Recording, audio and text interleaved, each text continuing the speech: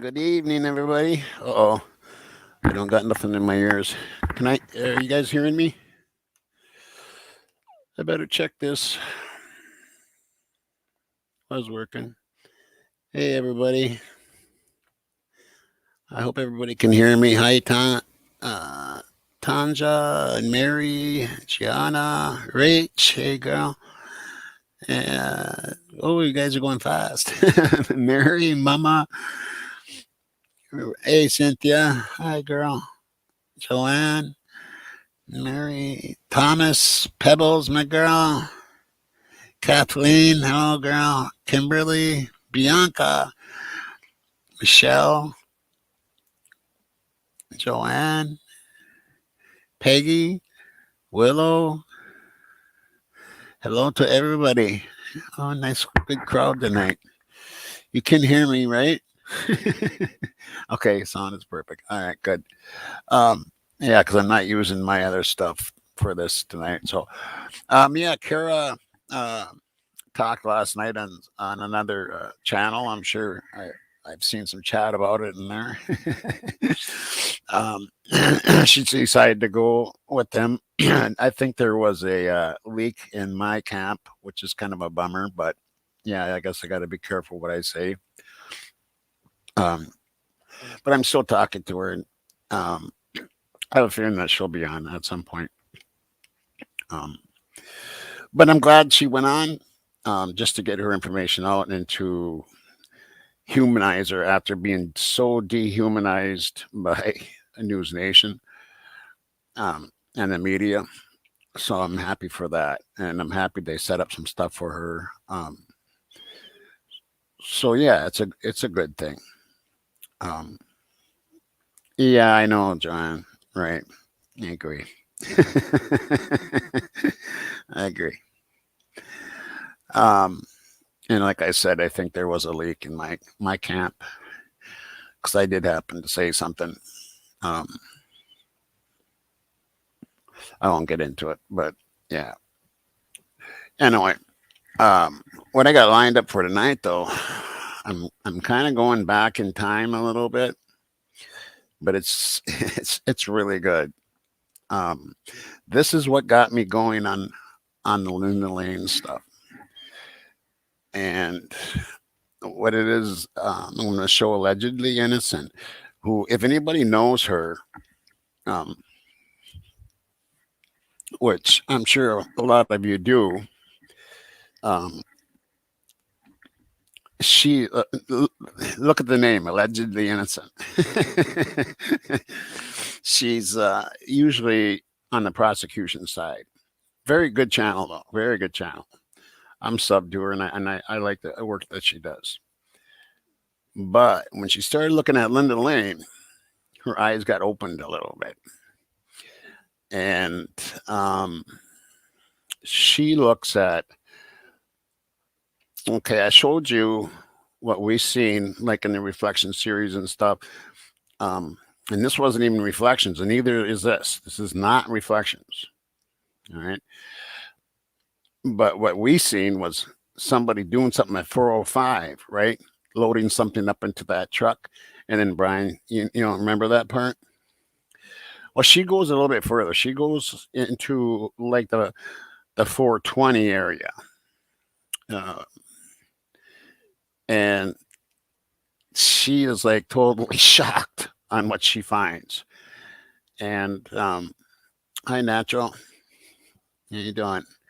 And I want to say something first, though. My mods are the most amazing mods in the world. If you knew what all was going on behind the scenes, um, to make this show successful, um, it's amazing. And you are all very amazing people. And I love all you mods. You are really something. Um, if people only knew. um, okay, so anyway, um, it's very interesting because she was pretty sold on the fact that Mr. Kohlberger was guilty until she started investigating. And she's like, you can see it in her eyes. You can see it. It's like, what the hell? Um, so um, I'm lagging. Who's lagging? Mary, who's lagging? Am I lagging? It is Kimberly. Yes, it is. My beautiful crime family. Yes. Yes. I will show that. Yes, you're all very amazing, beautiful people.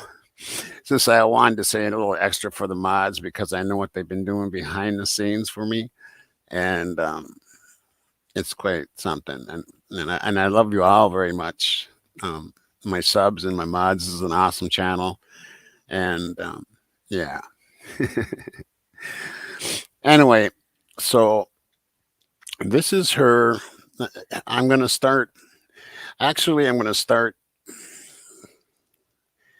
There's like one video before this, or maybe two, but I'm gonna go with this one. But it is 2.5 hours long, so it is quite long.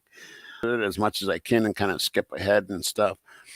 Um, but it is really good, and it's an eye opener. And um, she will show you not only somebody jumping in the back seat of that black SUV, that Jeep. She will show you that it's somebody with long blonde hair, and that was a big shock to her. Um, So yeah, and it should be a shock to anybody, and why this stuff has not been investigated. And you know what else she noticed is there is no vehicle taken off at 4:20 a.m. None, zero. There is no vehicles in the area taken off at 4:20. There's one at 4:23, and it's that black SUV. So yeah. Anyway, let's get to it, shall we? Um,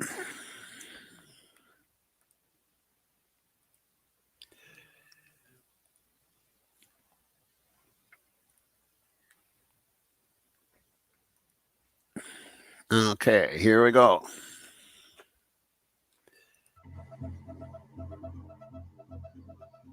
I don't know why I can't hear my music though.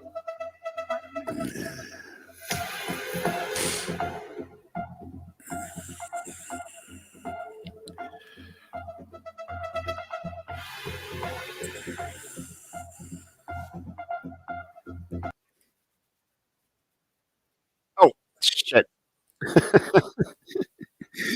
Oops. Now I found what the problem was. Okay. So first of all, so the question is here, this is the first thing we're going to talk about tonight.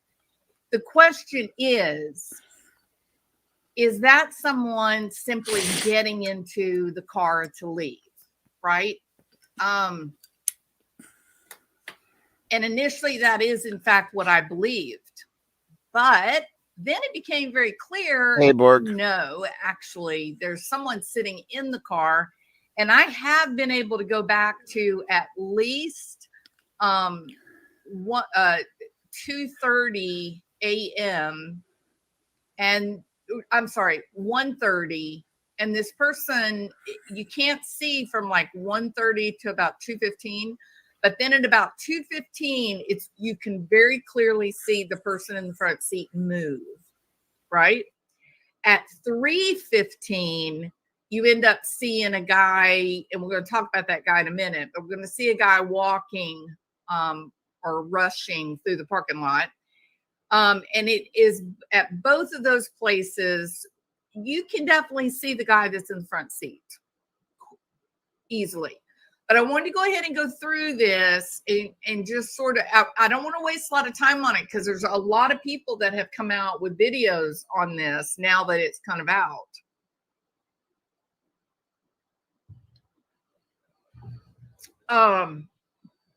So I want to verify, yeah, there's someone in the back seat, and maybe I'm still not willing to fully buy into the possibility that there's someone in the passenger seat, but maybe. Okay, that's about as far as I'm willing to go, but I am certain that I can see the person in the front seat, and then without a doubt the person comes up and they get into the back seat, and I'm certain of that. So this won't take but just a minute. This video is not very long. Well, it looks long, but I'm going to kind of jump around in the video. So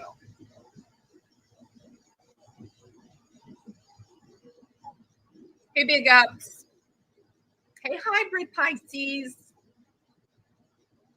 Miranda Kramer, welcome. Jana Banana, welcome. All right, now this is I just hit the record as I was kind of playing with the software. So that's kind of what you're seeing. You're going to see me changing it and comparing it and whatnot. So, hey, Jetta from Texas. It's hotter than hell, isn't it, girl? Ooh, so hot.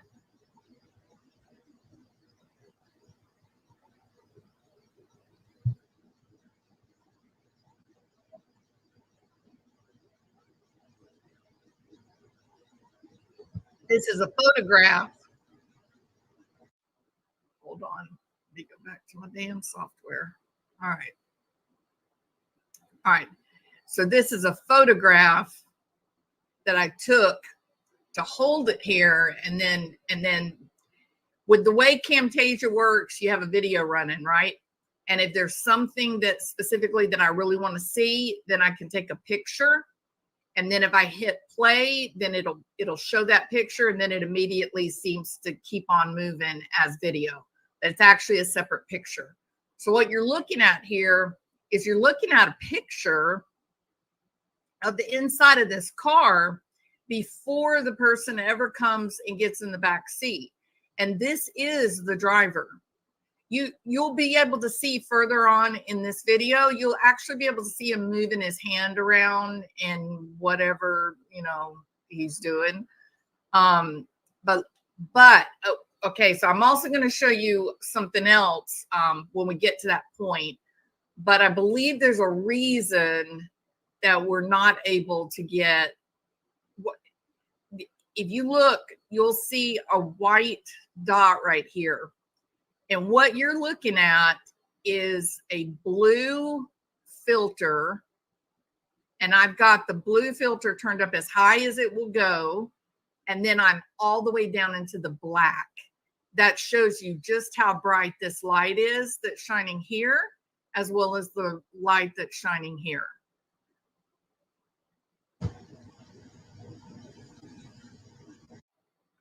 Okay, now what I'm showing you here is I'm playing it back and forth. I'm holding on to the cursor in Camtasia, and I'm moving it forward and then back, and then forward and then back, so that you can see where the arm, the person's outside the car door, and you can see their arm go to the inside of the car. And one thing that I noticed when I really kind of got the, dialed in as close as I could with as much detail as, when you're, come on, y'all, when you're zoomed in this much, you're not getting any detail. It's impossible. But what I mean by detail is you can at least see the actual arms and face, and some places you can sort of see the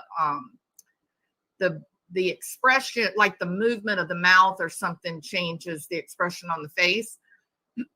But one thing that I noticed that I had not noticed previously is that the person that gets into the back seat, they go into the back seat head first. Head first. Now I'm going to ask you this. When's the last time you saw a female get into a car head first? It's actually a male type of behavior. Okay, so this is the picture, and you can see the guy that's sitting here. You're going to see him turn in that direction and look in just a second. Hold on. There. Did you see that? Just look one more time. Okay, that's our picture, and it's just a photo, and then we're going to start moving in a minute. Now you move. See here how he turned towards the window? Now you're going to see the light of the person running up. Boom. Okay, now what you're going to see. Okay, is there, before I go on, is there anyone who doesn't see that? Does he have a mask under his chin? Sometimes there's no way to tell that as close up as I am right here, Big Ups. On other levels of zoom and coloration and whatnot, when I'm pulled back, then I would say yes, he actually does look like he's wearing a mask that may be like over his chin. When I dove in or fell in, depends on how much tequila you had, right, Jetta? I remember those days. Okay. I think it is too, Jana Banana. It is hotter than hell. All right. So nobody's asking any questions. Okay, so I'm going to assume everybody can see what we're looking at. Is that right? All right. Nobody had any questions. Give you one more second.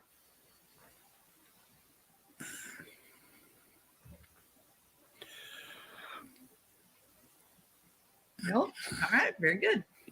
All right. Now what you're looking at, you see the person coming up to the car right here, correct?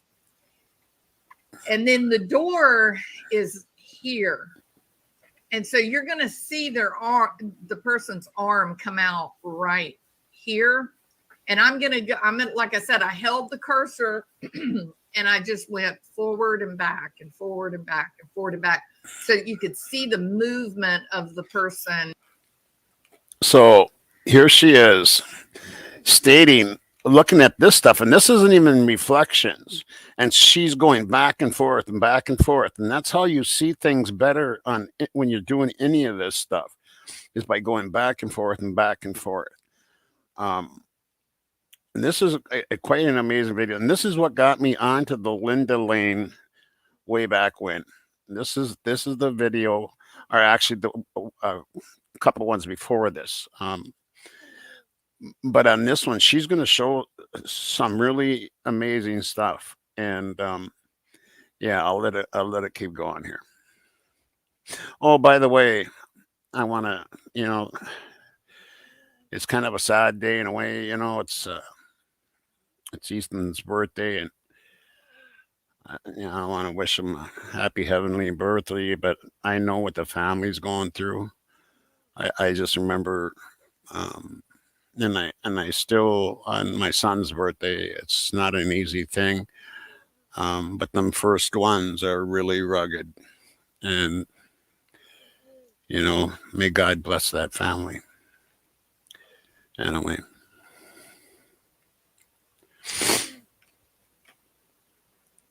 As they open the door and put their hand inside the door. You see this person right here? Did you see that? You see right here? Look at that. Everybody agree? Everybody comfortable with that? If you're comfortable with that, put a 1. If you think it's nonsense, put a 2. Be proud to be a rebel, because South's gonna do it again and again.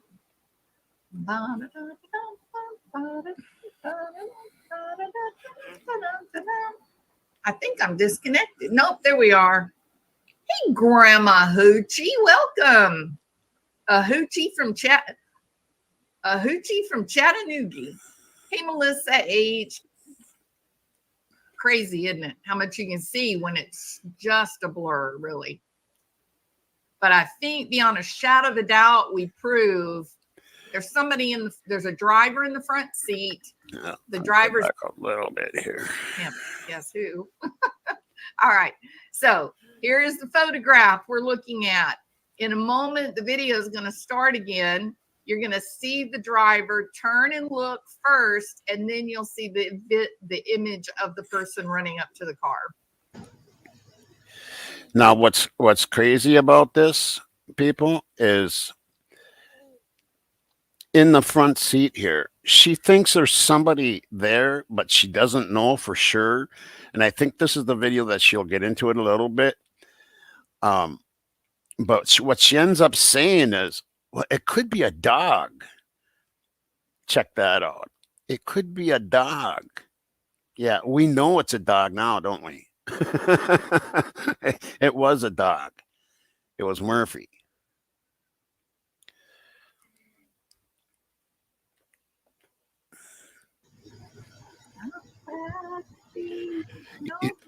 From Muskogee. Okay, now then, see, like this Murphy is would the be door, right here. and this is the body outside the door, and the arm is just going in the door. And I took the cursor and I went front and back, forward, backward, forward, backward, forward, backward, to show you the movement that you can actually see the different parts of the body moving.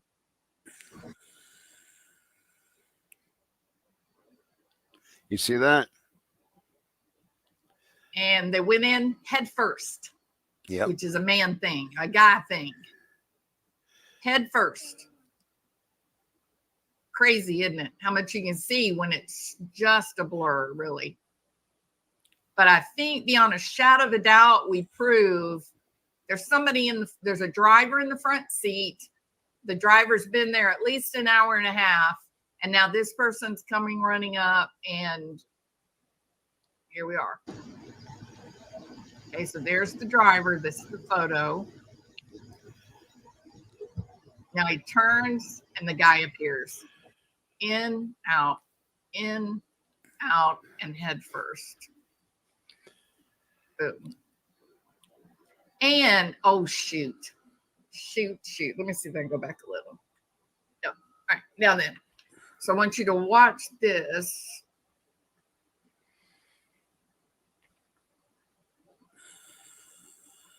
Oh.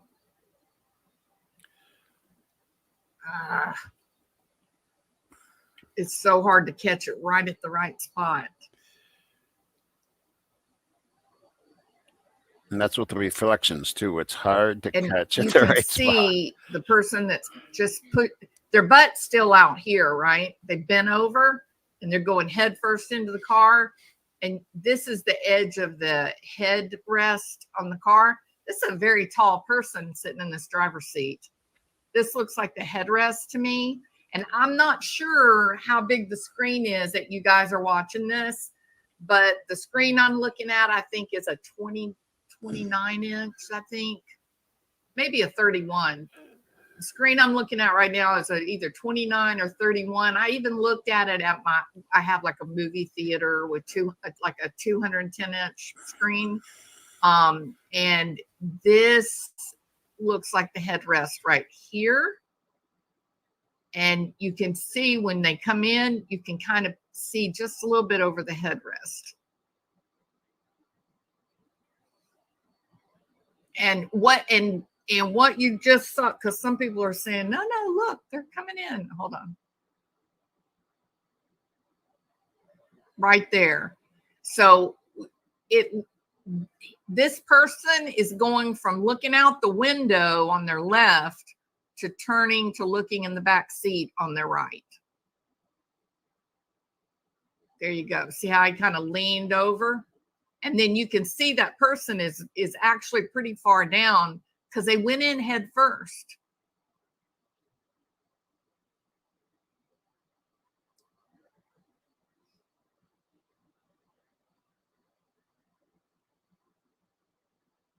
And then again, you got to watch this.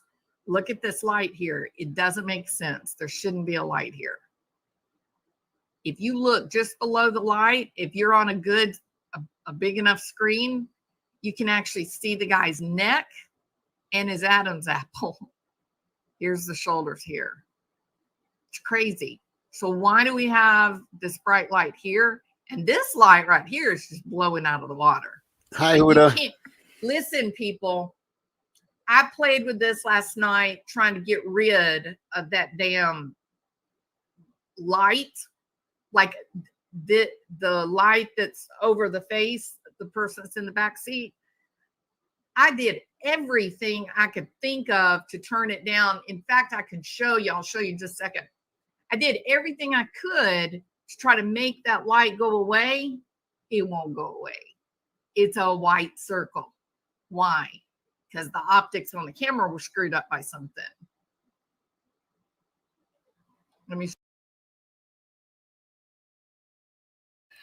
And she's going to get into this too and explain why faces can't be seen and where these lights are coming from. She gets into this way. I'll tell you what, she rips this stuff apart, and she'll start putting some filters on so you can see it better. But yeah, the person jumping in that back seat head first is a female with long blonde hair, and this vehicle takes off at 4:23 a.m. There is no other vehicles taking off at 4:20, which is stated on the PCA. There is no vehicles taking off at 4:20 a.m. Only this one at 4:23 a.m. And it's a female, and the driver sat in that vehicle for no less than an hour and a half. So they were waiting for somebody, and somebody came running from 1122 area, a female with long blonde hair, and jumped into that vehicle head first.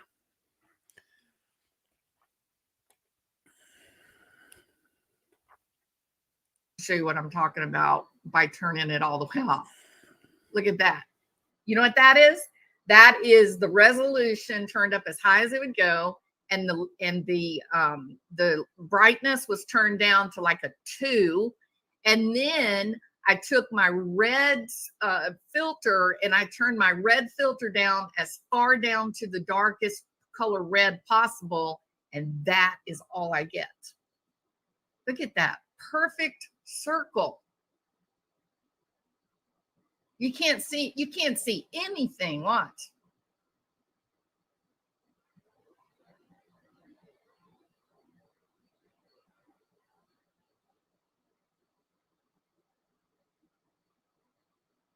Now, I will draw attention to something that I didn't anticipate seeing just here. I want you to watch right over here. You'll see movement that definitely looks like somebody's in that car in the passenger seat. Watch. See it?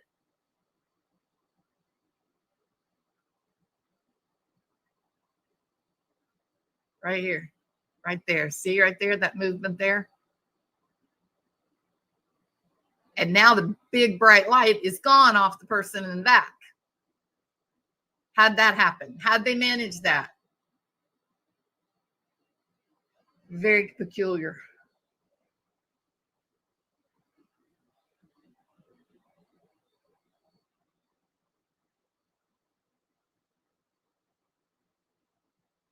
But even with this bright light obliterating the optics, you can still see the arm moving.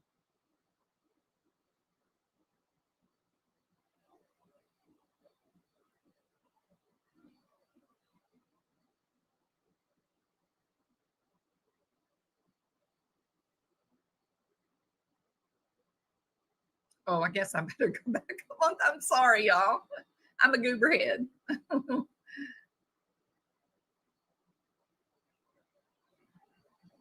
See the arm? See right here? Now watch over here. This looks like a watch, maybe.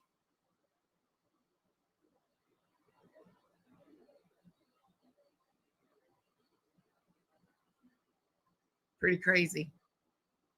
And then you can see the driver every now and then emerge over here. You got to understand something. This was the screen should have been black. There shouldn't have been, you shouldn't have really been able to see much of anything except maybe a little bit of this gray that we see, you know, through the what is the fence. So what in the hell is making that white? It's crazy, right? Because when you go, let me see, when you go,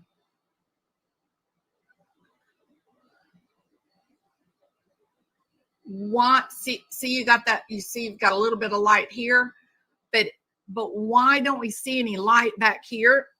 Excuse me. Why don't we see any light back here if this light that's shining on the dashboard, if it's coming from the overhead light, which if this is a Jeep, I think that's what it is.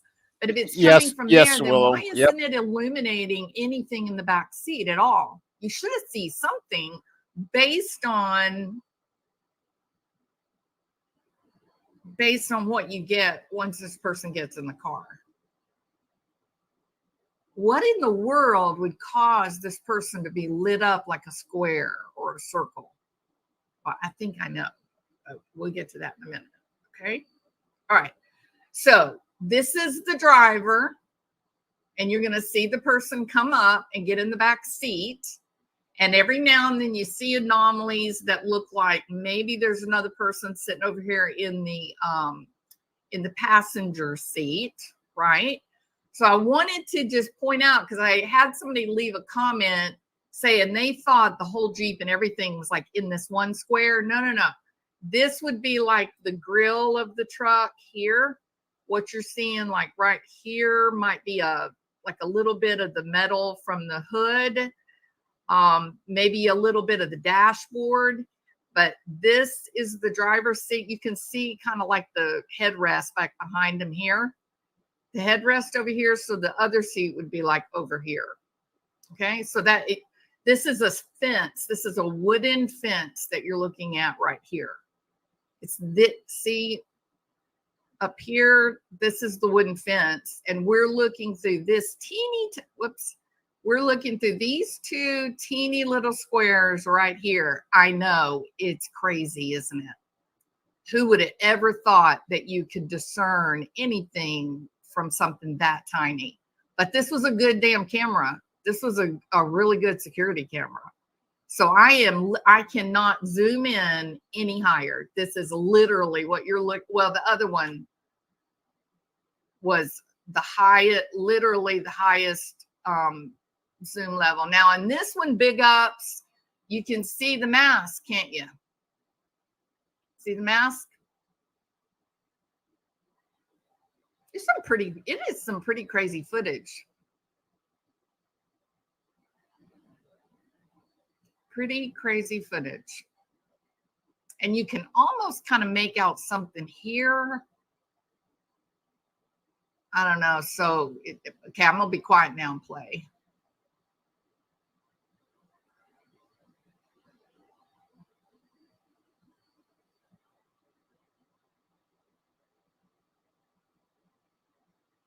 And then the car starts up and leaves. Okay, the person's out of the car. Now I'm just showing it getting in again. I'm just still going back and forth.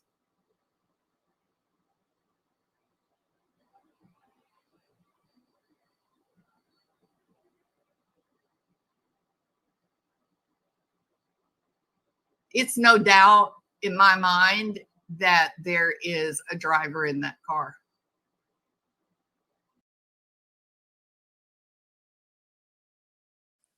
This is the best video I think out there on showing this black SUV and the people that are involved in there. And at some point she does say, I think there's somebody in the front seat, because that person jumped in the back, right? Head first. And they wouldn't be jumping in the back unless the front seats were filled, right? Otherwise she would have just jumped in the front seat. And allegedly innocent finally goes, well, I think there's somebody in the front seat, but it could be a dog. Yes, Willow. Exactly. Exactly. And that coincides with what I said, months later. We figured that one out. That she was correct. It was a dog. We just didn't think it was going to be. I didn't think Murphy at all. It wasn't even in my mind. But anyway, I'll let this keep running here.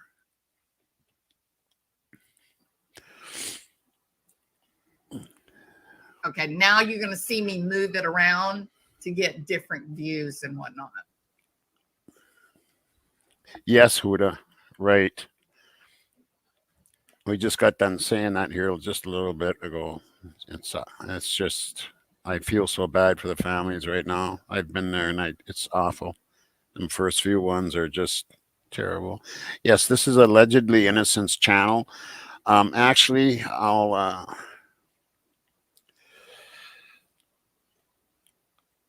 leave it.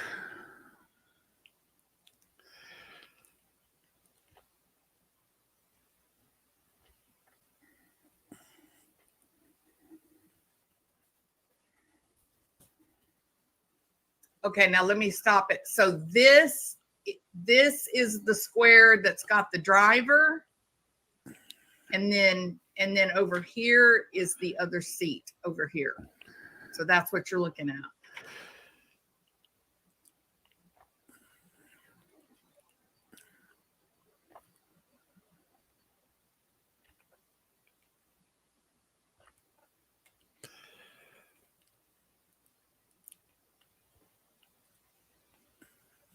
And I've got it matched up to what's going on up here. So, because some people can discern it easier in the black and white.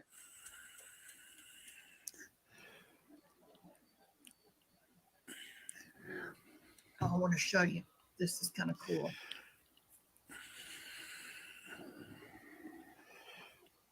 All right. I want you to watch right here. Right here. You're going to be distracted by the person getting in the vehicle, but keep your eye right here because it certainly looks like another person. And you see right there, that looks like a black mask right there.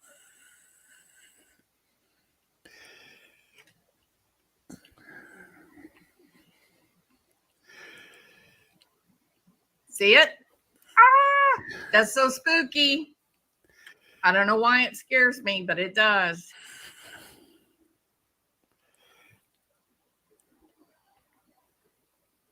Okay, let me see. Did y'all see that? What is your opinion? Is one wearing a white suit and one wearing a black suit? Love Tina, I don't know that we can, I don't think that we can, we can't make that determination because this is a night vision camera, so it's using light from any source, right? I don't think it's all monochromatic. It's all just varying shades of gray or white. So a silver car would look white. A red car is going to look black. A blue car would look black.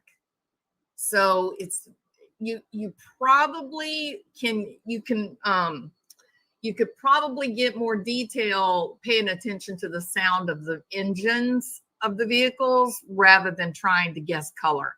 I don't think we can do that. 20, Ethan did have a Jeep that he shared with his brother and sister. Hello, everyone. Boy, this is blurring. I cannot tell anything. I know you can tell it. Okay, so here's the question, Heavenly Clouds. The question is this: is that someone who's simply getting into the car? I think it's a Jeep, getting into the Jeep to leave, or is there a driver and the person who gets in, they get into the back seat? And I think I've proven that there's a driver and there's someone getting in the back seat. They go into the back seat head first. And it seems that there might be a passenger in the car, but I'm not as there. I can see certain things that make me think it's a person, or maybe it could be a dog. It could be a dog sitting in the seat, but it does seem to be some independent movement. But you don't. I thought one to be this.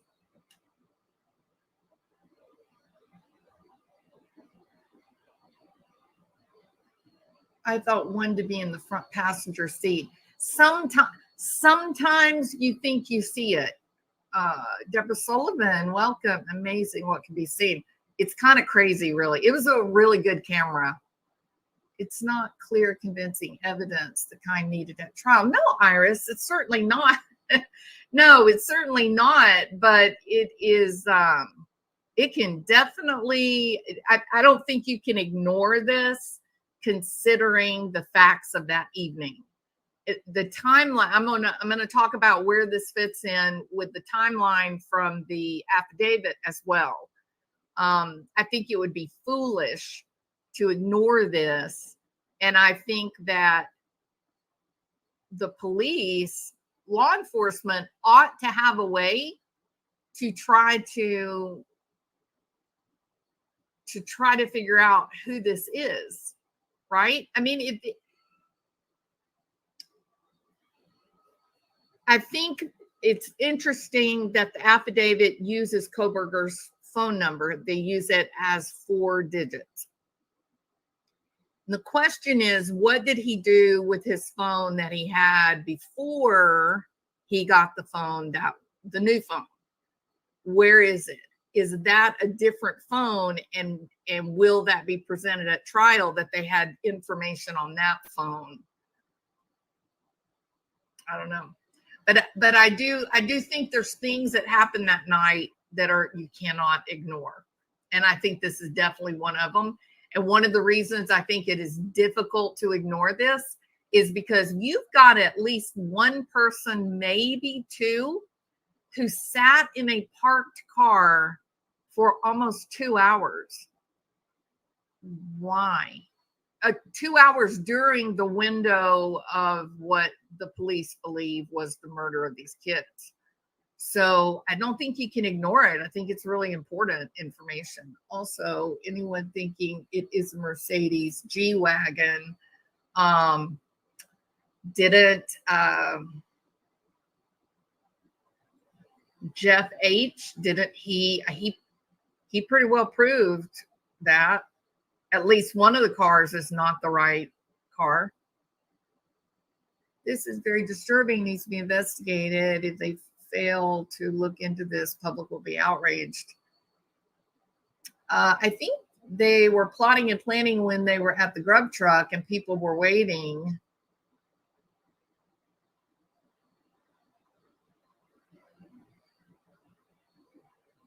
I believe the prosecutor is well aware of this. That's why I went to the grand jury. Yeah, that brings up something else too. Look,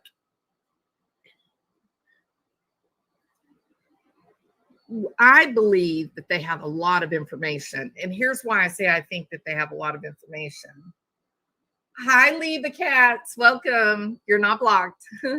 I believe that they do have a lot of information. And yes, it's not obviously the DNA information that we thought that they would have, right? But this does bring up a curious question. And that is, if everybody is expecting to find the DNA in the white Elantra, because the white Elantra is running around the neighborhood waving a red flag saying, look at me, cameras, don't miss me. But you have this vehicle sitting in the dark, making no moves. Maybe he left in a different vehicle. Maybe the blood is in this vehicle, not the white car. Maybe the white car was a decoy.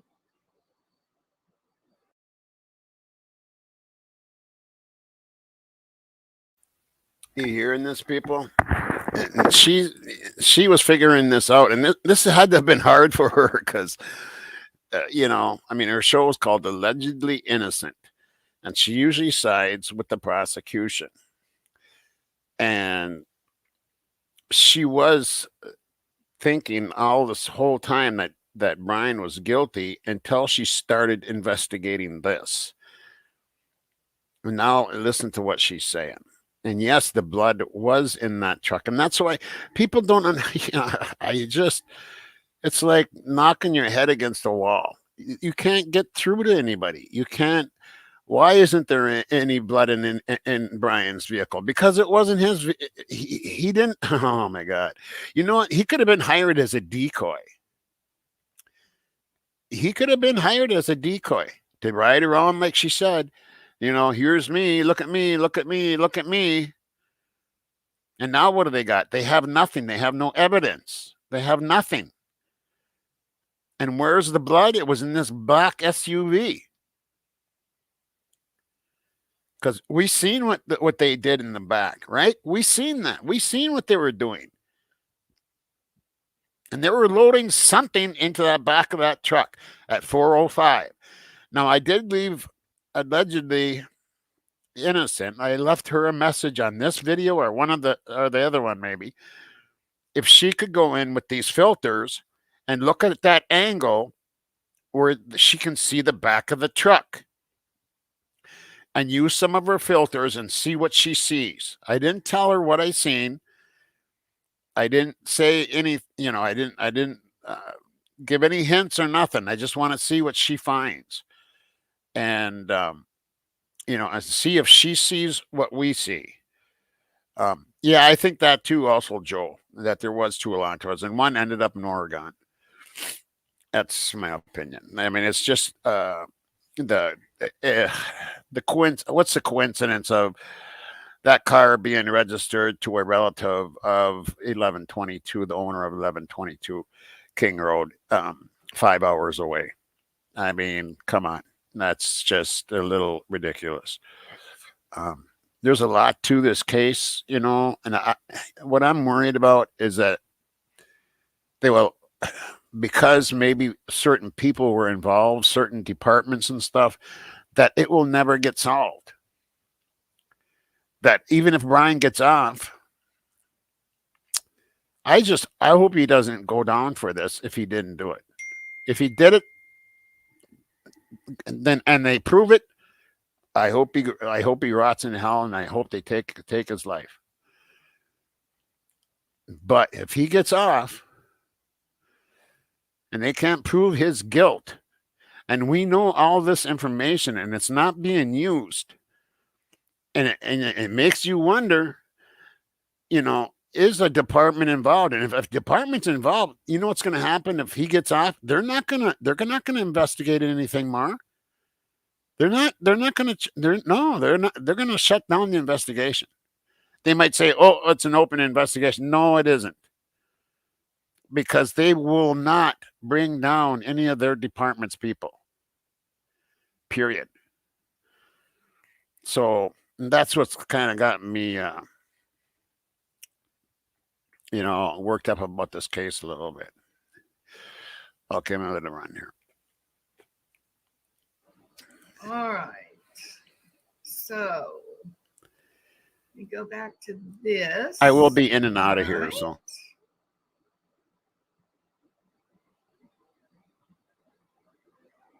All right. So let's see what else I had on here.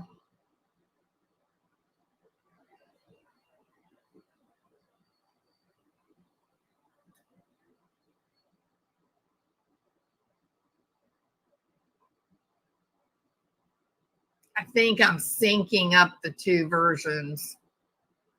I think I got them off.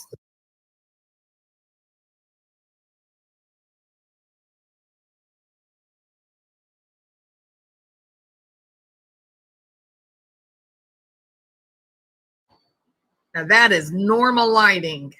What do you think's causing that light like that?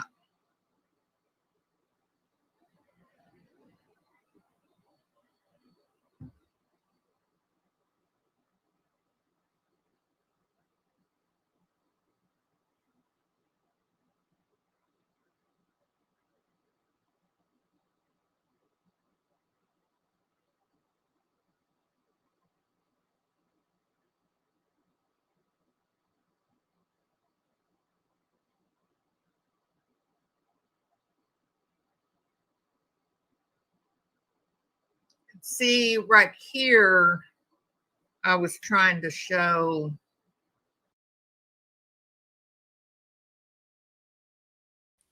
And everybody knows that it's really hard to get rid of blood evidence.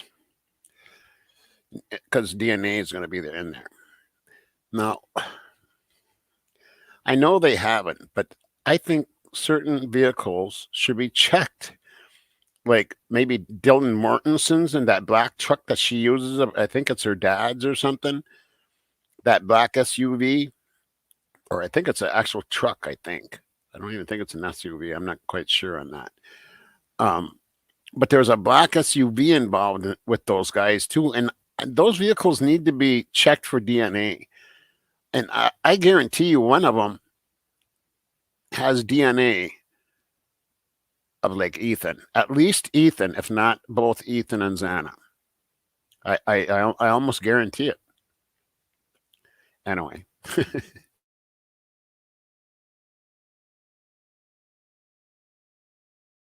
See the light, you can see the arm go into the truck.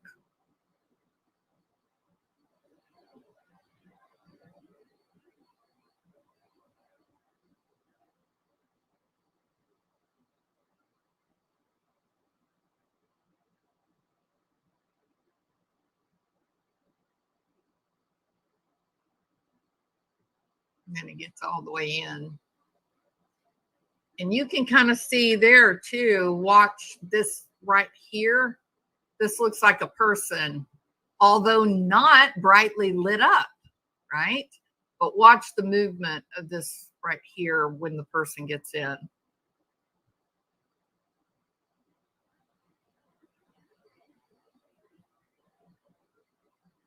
See it? It's weird. But I'm not willing, I'll tell you, I'm not willing to say that there's a third person. But I definitely see some curious movement. Maybe it maybe indicates a third person, maybe a dog.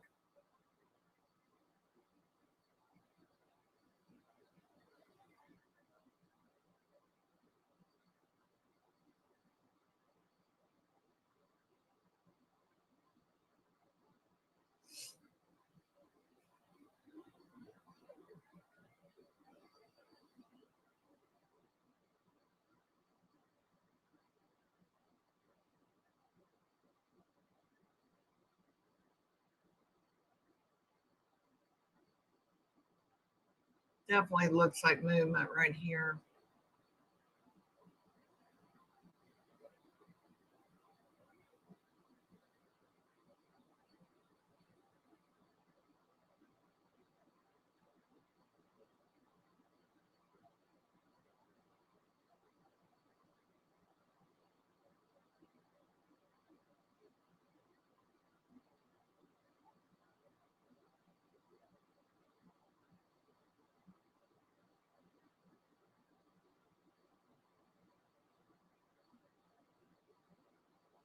And again, y'all, I was just playing with it, trying to see what I could see because it's just so deeply zoomed in. The quality is just awful.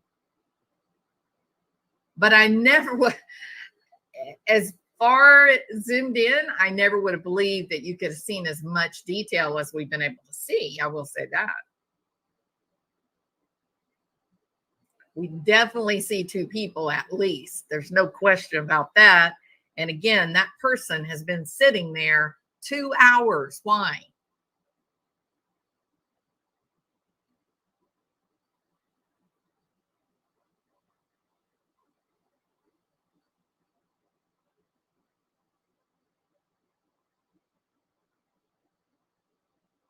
I don't know what I'm doing. So let's wait and see what it's going to do. Oh, I must have been looking for.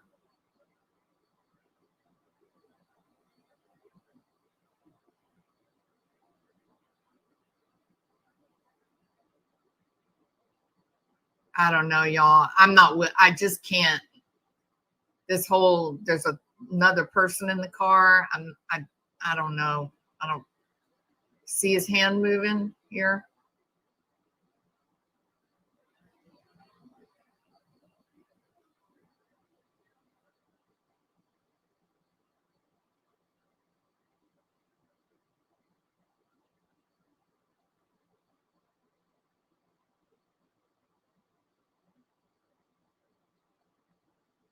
And I don't know if this, it looks like a black mask on a person.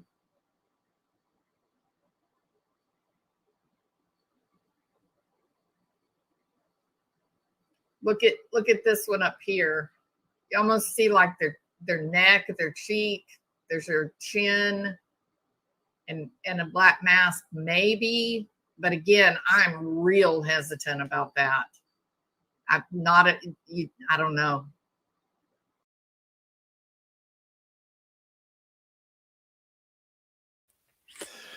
Now check this out. Look right here. So you got this back seat here, right?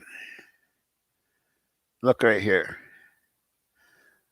That, my friends, I am pretty sure is Murphy. Now, could this be right here? Could this be the Jack of Hearts? Or could it be the Q? Because that is Dylan's, that is her boyfriend. It could be either one of them. I'm not sure. But right here, I'm pretty sure that's Murphy.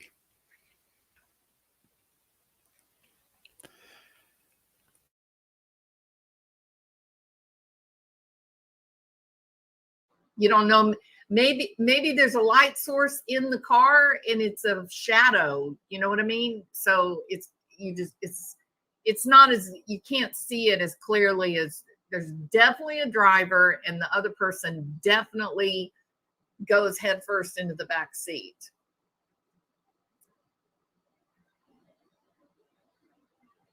And now they're backing out to leave.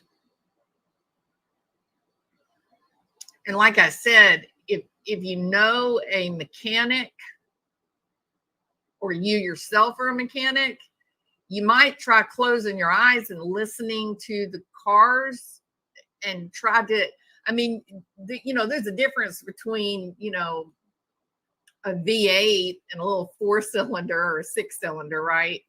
I mean, at the very least, you can, because here's one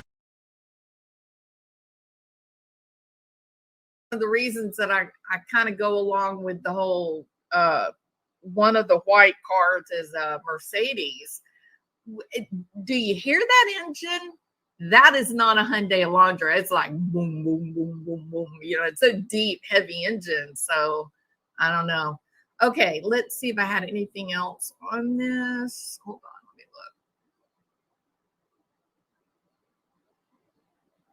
look. This is where I started looking to try to make the light go away. It's a heavy black filter. Almost no contrast. I'm turning it all down. See, that is no contrast right there. That's crazy. It does. Look, y'all. It almost makes you think there's a light source. That there's something that's interfering with the optics of the camera registering whatever's there and there. I think this is just a light, right? The rear view mirror. You don't get you can't see anything, but still you get these bright, bright, bright, deep concentrations of light.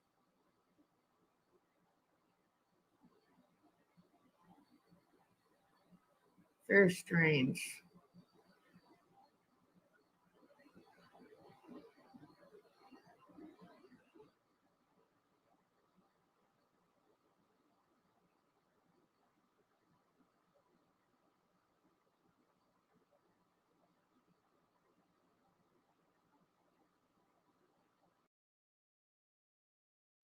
See a little movement.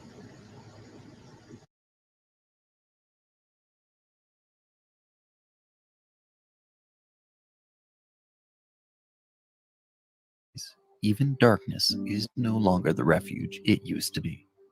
Vision cameras are able to observe the world at dusk through the use of infrared light. However, that dependence on infrared light can be leveraged against these systems. The Camera Shy hoodie is a DIY wearable that allows the wearer to anonymize themselves within the recordings of a night vision camera.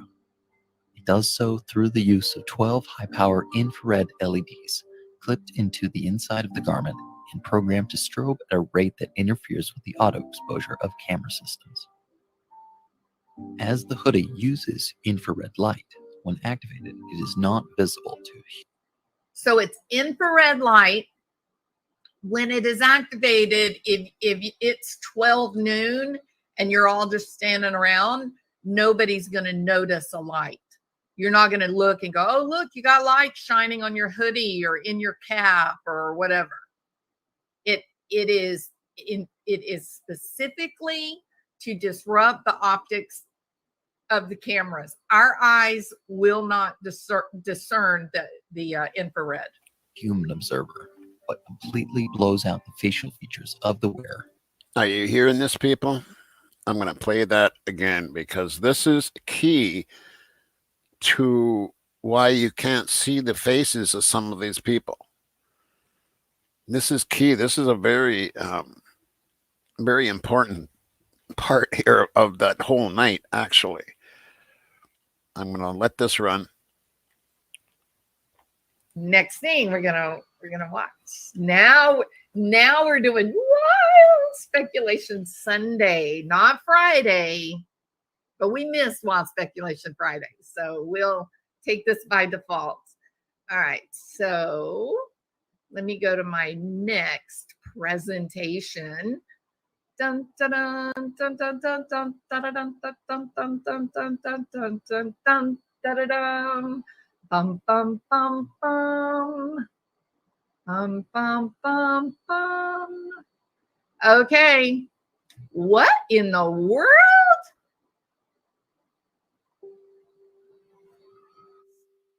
With the advance of surveillance technologies, even darkness is no longer the refuge it used to be. Vision cameras are able to observe the world at dusk through the use of infrared light.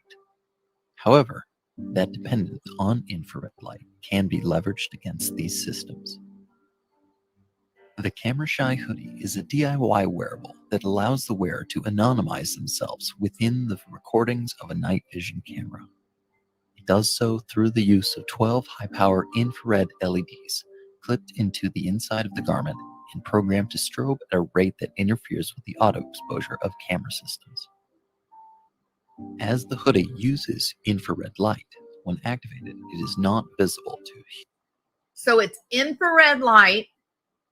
When it is activated, if it's 12 noon and you're all just standing around, nobody's going to notice a light. You're not going to look and go, oh, look, you got light shining on your hoodie or in your cap or whatever. It is specifically to disrupt the optics of the cameras. Our eyes will not discern the infrared. Human observer, but completely blows out the facial features of the wearer to any night vision cameras. And I actually did go, whoops. I did go and pull With the advance of surveillance PDF. technologies, even darkness is no longer the refuge it used to be. Night vision cameras are able to observe the world at dusk through the use of infrared light. However, that dependence on infrared light can be leveraged. So I did go to this guy's website and pull up the PDF form, and they're working now to make kits, and so you can contact them and make an order, and they'll get all of the electronics together for you. Everything's there. They send it to you, and then you can add it to whatever you want to put it on.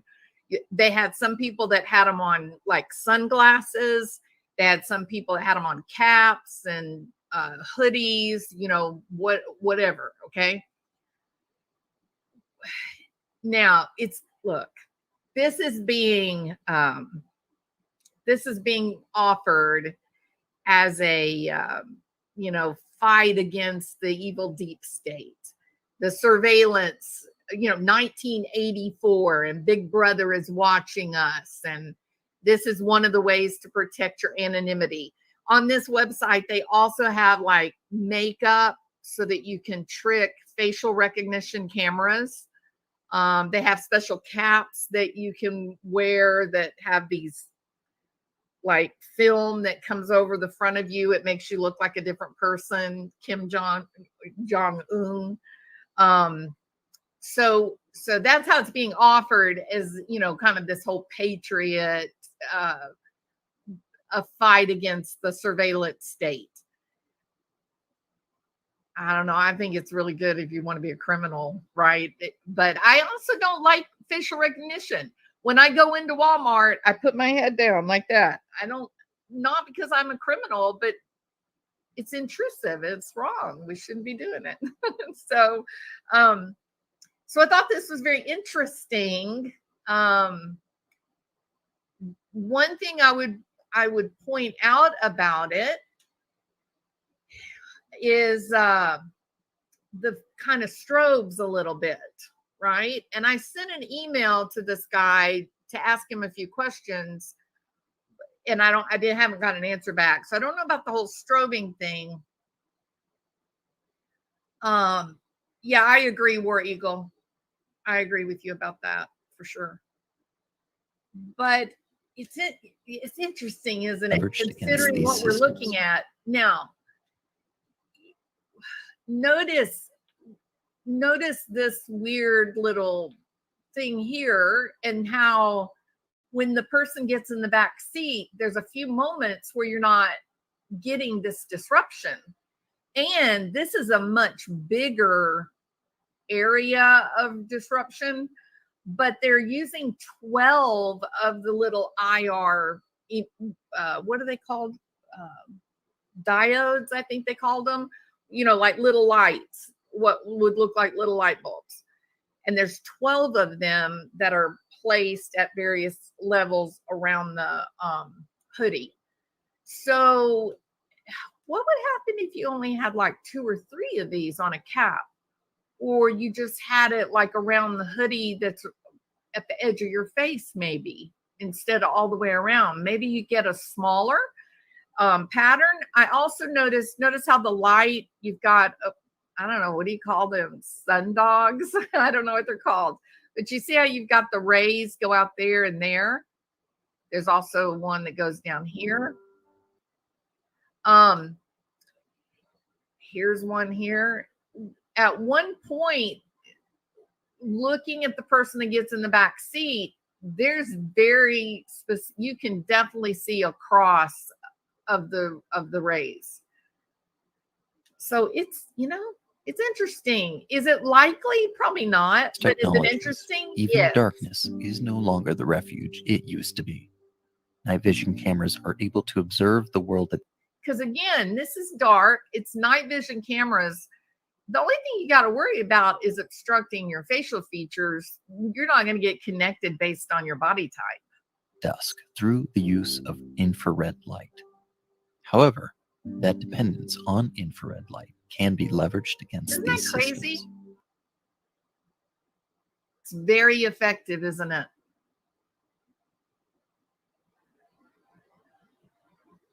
Very interesting. All right.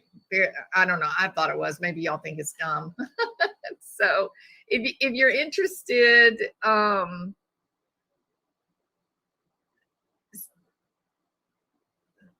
let's see.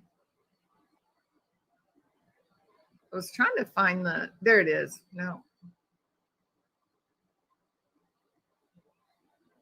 Camera Shy hoodie. With the advance of surveillance technologies,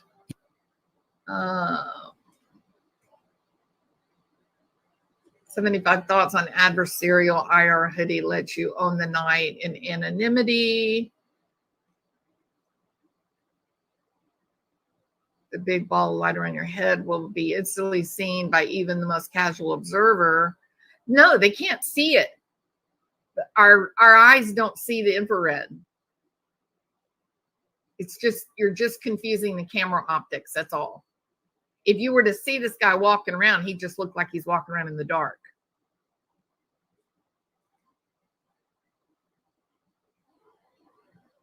It's using 850 nm. I don't know what that means. IR LEDs. These can be seen as a faint dark red glow. Wearing sunglasses may help you better notice the glow. Oh, interesting. All right. So there's that. And here's, you can see there's a ton of comments and whatnot if you want to read. And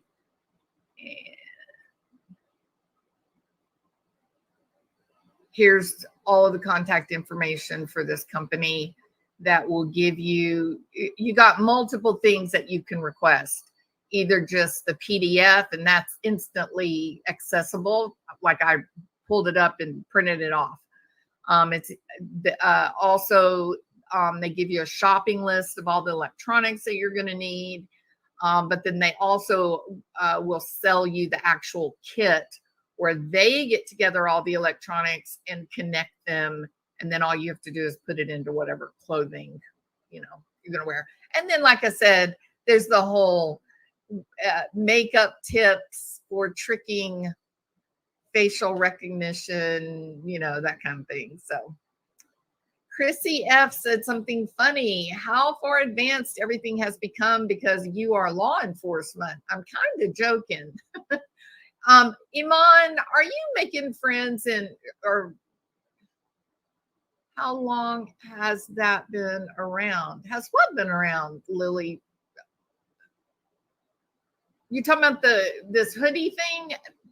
If you're an electrician, you've known a long time what to do.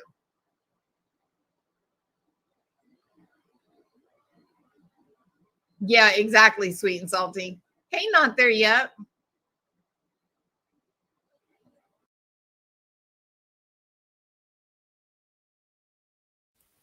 Wait a minute here. Wait a minute. Who said rest in peace, Matthew Perry? What's that about? Is he gone?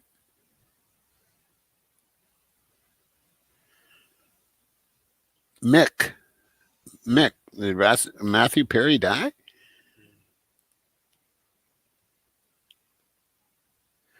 What happened to Matthew Perry?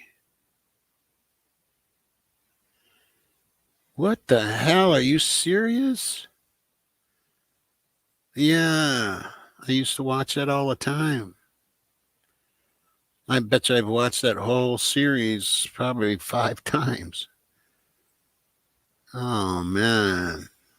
That's a bad one, man. Rest in peace, brother. Yeah, me too, Rock. Shit. That's a bummer of news, guys. That is really sad, Doc. Yeah, that one hits. That one hits. Shit. Let's have a moment of silence, can we?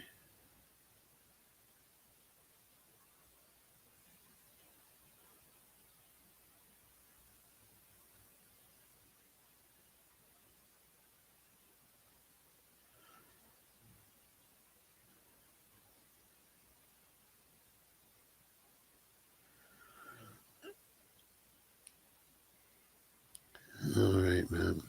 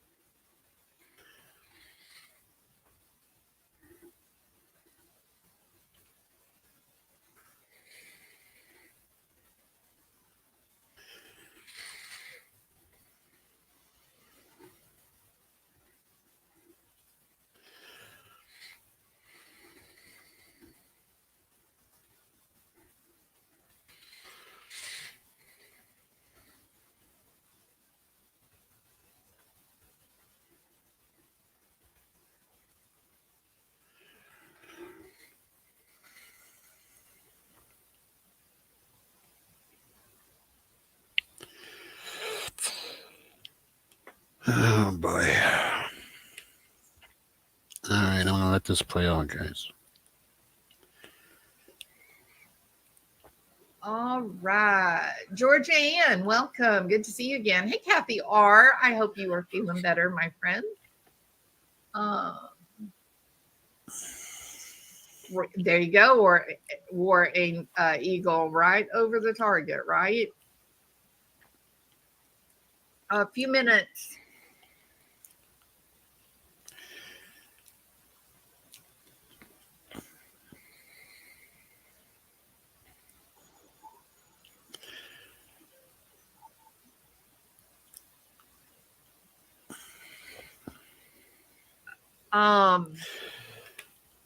Okay, I want to stop.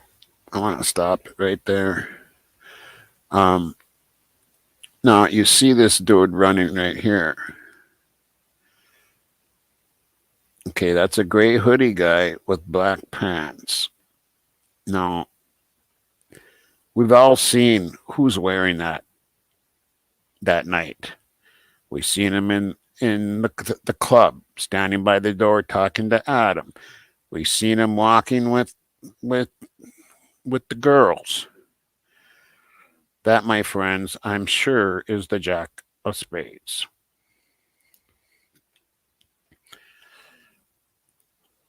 That looks like a very lean, tall person to me. Yep, Huda. Exactly. Exactly. Oh, shoot. What did I do? What did I do? All right. Jack of Spades. Now, y'all tell me something. Is that a tall, skinny person or not? That's a tall, skinny person, isn't it? That would be Jack of See Spades. what Yep. Chris is saying. Heavenly Clouds, they have a lot more than you're aware. Oh, I'm sure they have a ton of stuff. Sure. Hey, LB, welcome. Hey, Keister Bunny. Oh, I said hey, Keister Bunny. I didn't forget you, Bunny. Definitely tall and skinny. Now, who do we know that's tall and skinny? Certainly Mr. Koberger, but who else? Who else?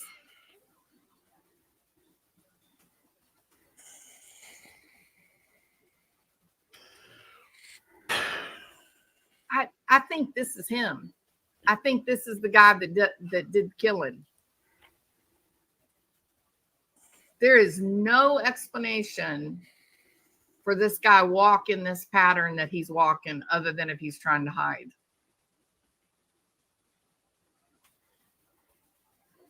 It does not explain why someone is sitting in that Jeep, though. And we don't know who it is it gets in the damn Jeep. Maybe it's this guy. Maybe he comes back around. I don't know. But I'll tell you one thing. I'll tell you one thing that okay, so this question about Dylan or Bethany or whatever. That was my initial thought with the Jeep, with the time, 4 a.m., you know. I thought she was scared and she called someone to come get her. She was frightened. And I'm still not sure that that's not right. But then you got this, and this is pretty chilling. And, you know, if I had a Patreon, I'll put it this way. If I had a Patreon, I would go into the Patreon and tell what my theory is of what could happen based on this video and all the sounds and everything. But you can't do that. You can't do that. Just like in the Chris Watts case, there was information that I knew that you couldn't tell.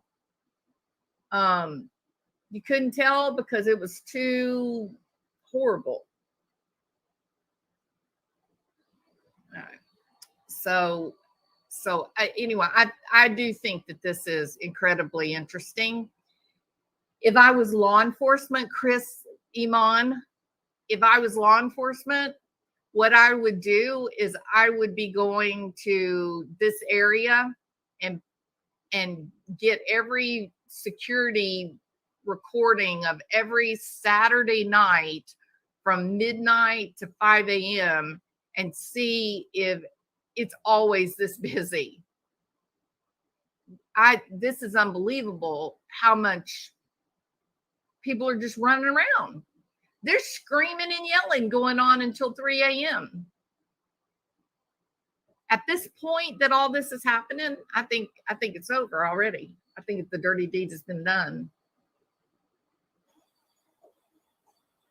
That's just amazing.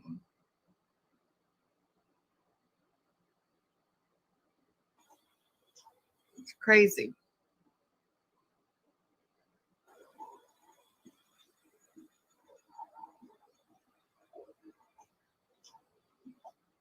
The boyfriend is really tall too. Jack Decor. He's very, very tall. And Kaylee's dad gave him a serious go to hell look at the memorial. It's hard to ignore that. You know what I mean? Parents know them.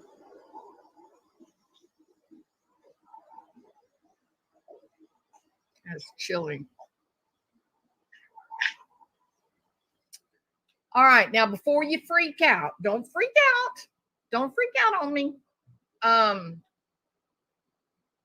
Because right now somebody's going, oh my God, I can't believe she's blaming Jack Decor. That is not what I said. I said that he too is tall and lean and thin like that. Let's talk about, because it could be Kohberger, it could be Decor. I'm talking about the guy walking. I'm not saying.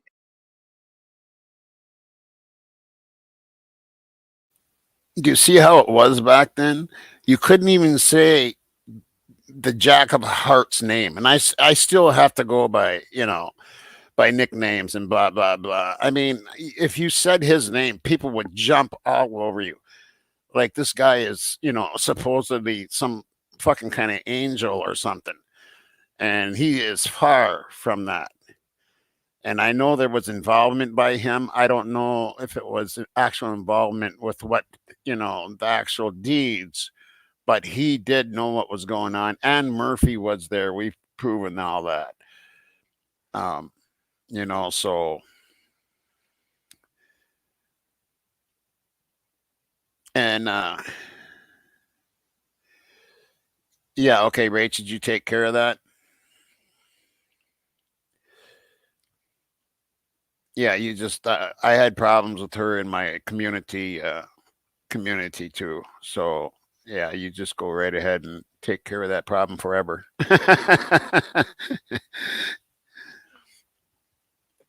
All right, back to this. Who did it, but who's the guy walking?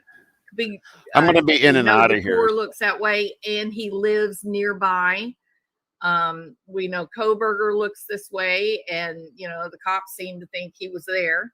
At least his car was there. However, I will say this: Brent Kopaka. No, I don't want to do that. I don't think I want to talk about that. So let's talk about the timeline.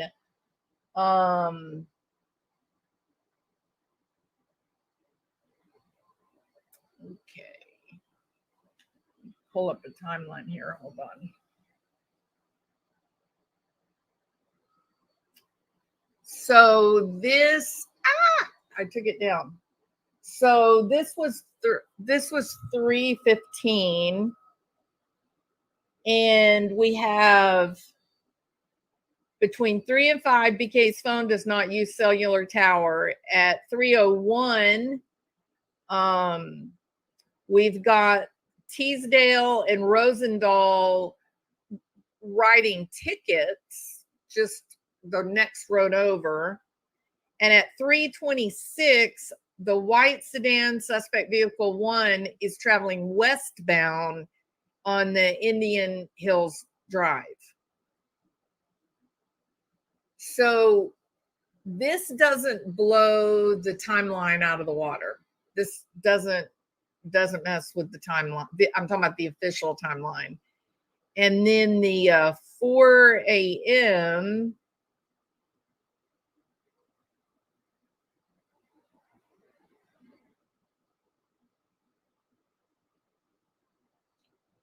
the people sitting in the car, again, it's well within that. It's well within the timeline. 3:45, White's dancing. Now, I said before I ever saw this video of this guy walking through the parking lot, or before I saw the people sitting in the dark Jeep and somebody getting into the dark Jeep, they both of these people look like they're wearing a hoodie. I said that the white car looks like it is carrying a big red sign that says, "Hey, don't miss this. Look at me. Don't disregard me. I'm important. Hey, cameras, pay attention." I said that and people got mad at me, obviously, but and here's what I'm thinking. I'm thinking, okay, so you want us to believe that now don't get me wrong, okay? I do think Kohberger, I think they got their guy. I do believe that. I believe that there's a lot more information that they simply haven't released because they don't have to. They released what they needed to release in order to get, number one, to get him arrested, and number two, to get the grand jury indictment. So they didn't have to release more, but I think there will be more. I think there'll be a lot more. Just like in the Gannon Stout case, no one had any idea, no one ever knew that crazy, horrible, sadistic woman gave that child a high level of hydrocodone. Nobody ever knew that. They were able to keep that completely silent. So I think we're going to see much the same thing with the Kohberger case. There is going to be information and details that we don't know anything about. If I can sit down and look at this and say, "Oh, look, someone's getting in that car," and then I can, I mean, I don't have anything special in my computer that I can look and go, no, they got in the back seat of the car. Somebody's waiting on them. They got head first into the back seat. Well, of course, the cops know. Of course, they have it too. So the question becomes, was this a conspiracy with multiple people involved? And the white car was the decoy. The white car was designed to get the attention of the cops. That's awfully sophisticated. I'm not comfortable with that explanation, not by a long shot. And I wonder,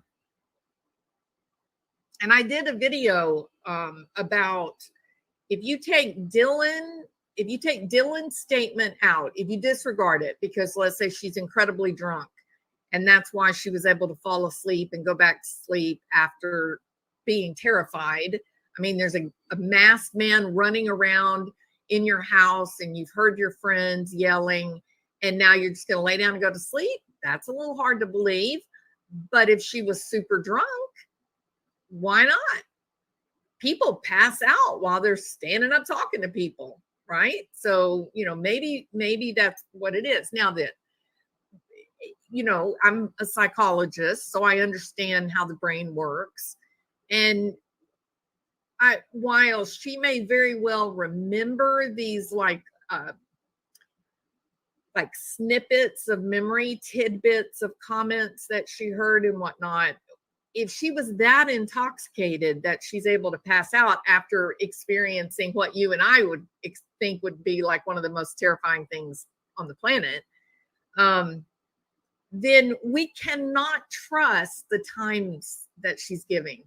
If she is so drunk that she can pass out and go to sleep for 8 hours and not wake up after witnessing a guy all dressed in black wearing a mask on his face in her house, then she had to have been very intoxicated. And if that is the case, it is not likely that she would really be a very good judge of what time it was. She would not really have much comprehension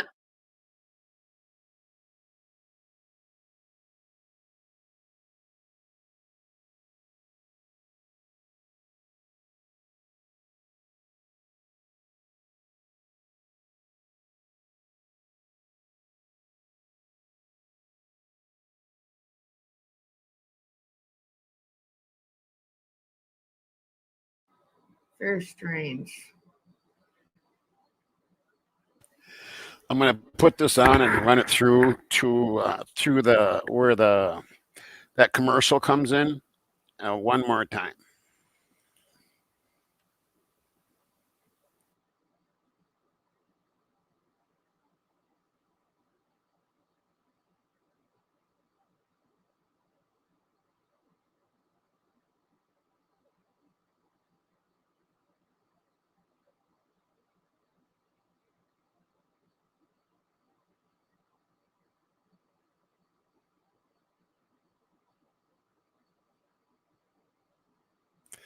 I just find Right. it crazy how people can deny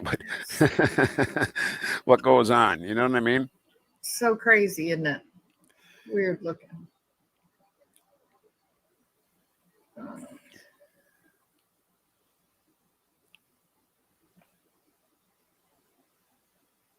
Now, right there, you can just about see the person. You can see their, it looks like an ear.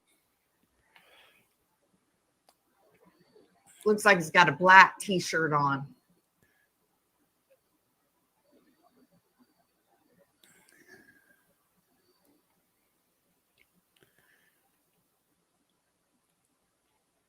Now look, you see that right there? Just stay with me a second here. Okay, those you photographers out there. Okay, so you're kind of seeing, you're not getting that blinding light, although there's a form here. There's like a almost like a perfect circle, but you're not getting the light. Okay. Now watch what happens just a second later. She shut the Somebody turned something on, didn't they? she said at the beginning of this video or the video before that she was not going to use any audio whatsoever because she didn't think it was respectful to the families, and she just didn't know about the whole audio issue. All she's concentrating is the video only. So, and this is not reflections. This is straight up video.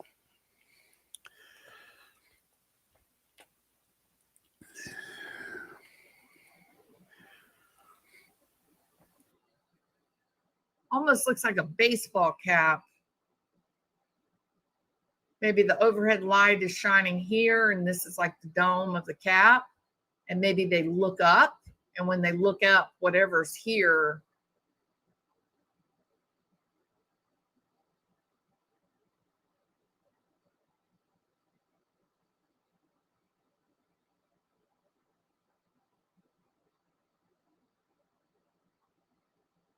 So crazy.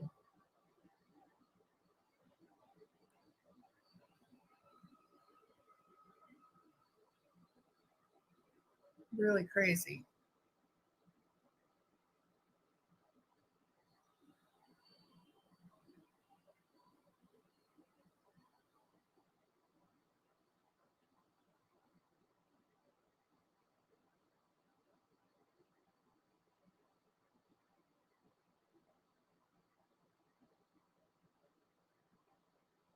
This is, I believe this is the person here from far away outside the Jeep.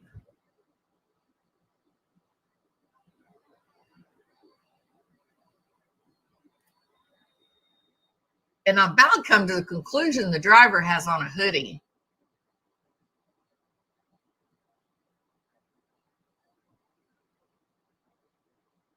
So weird. Let's see.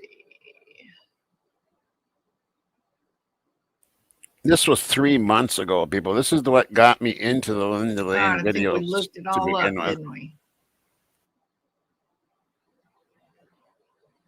Oh, that's green. I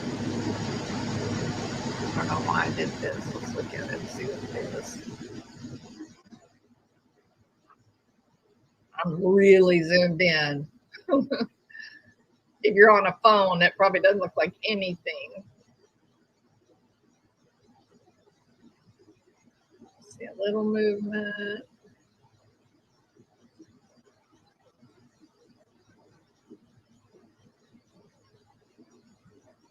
I don't know what I was looking at here. Oh, I must be looking to see if somebody's sitting over here.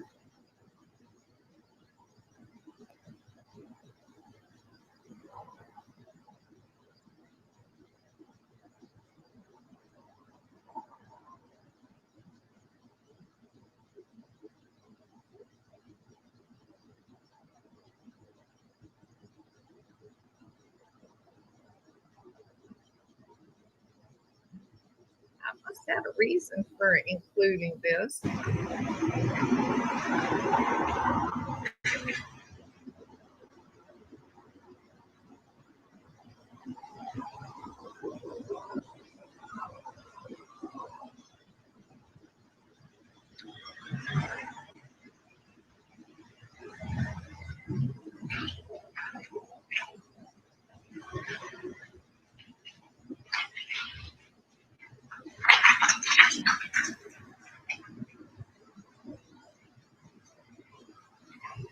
Maybe I was sleeping.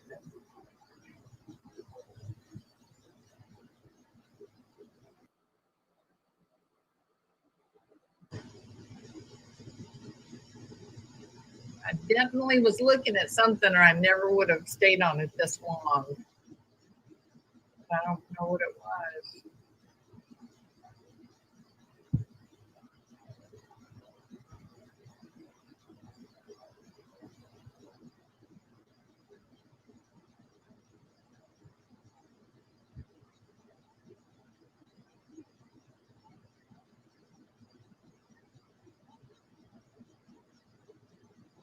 I bet this was the 2 a.m. That's what it was. This is the 2 a.m. where I was looking to see how long the person been sitting in the car. Look down here.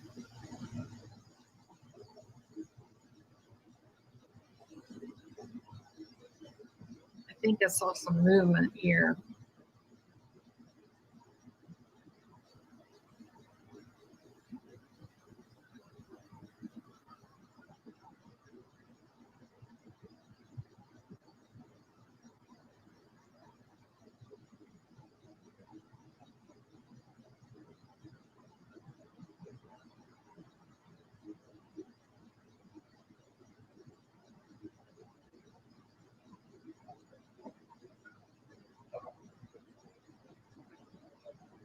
Yeah, there's some movement here.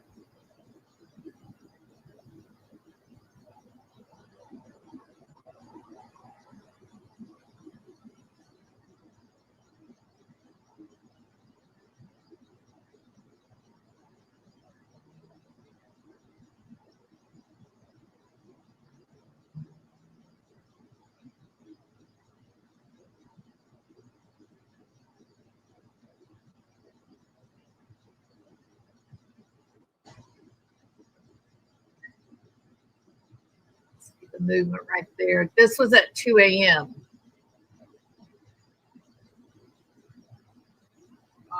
Right here. Watch right here.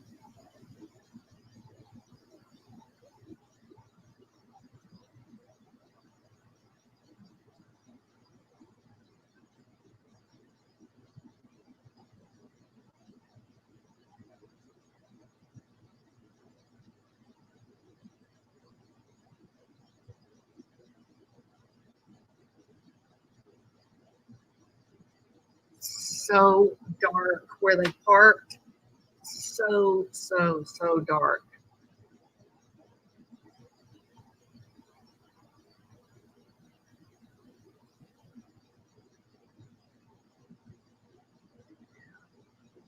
That shows you how tenacious I was. Well, there's a little bit of movement up there. Look up here.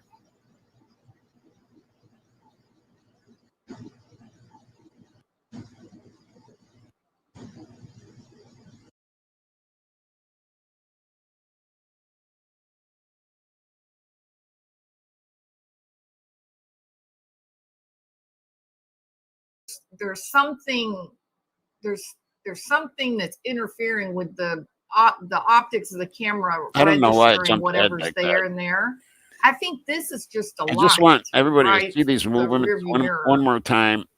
and then that commercial one more time. Then we're going to jump to something else. You don't get any, you can't see anything, but still you get these bright, bright, bright, deep concentrations of light.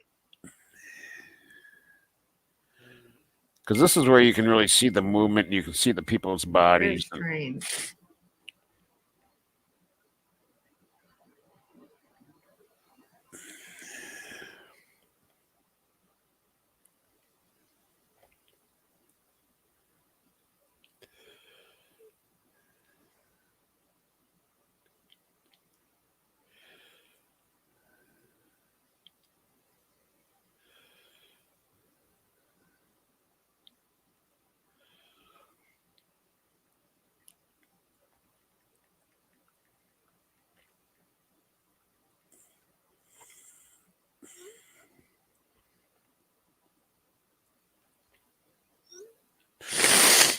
All right. Yes. So crazy, isn't it? Weird looking.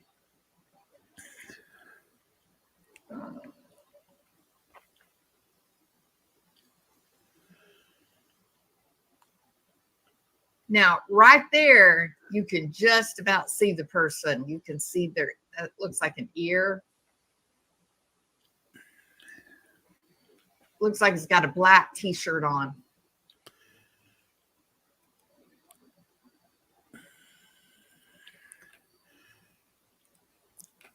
I just want to make sure that everybody sees the Now look. movement of these people. See that right there? Just stay with me a second here. Okay, those you photographers out there.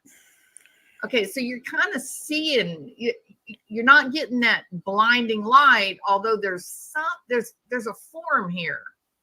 There's like a almost like a perfect circle, but you're not getting the light. Okay, now watch what happens just a second later. Yeah, you see that? You see Somebody that? turned something on, didn't they? Right there. Right there. That is coming from his head. Okay.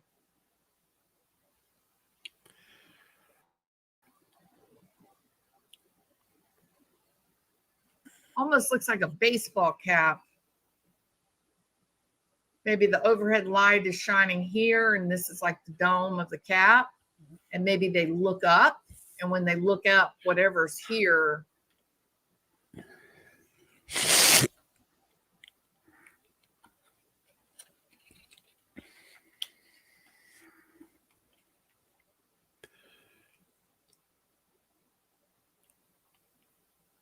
So crazy.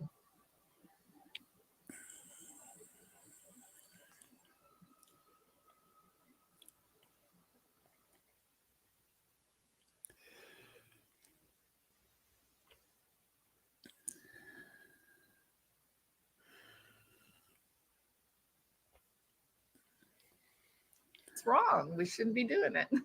So I thought this was very interesting. One thing I would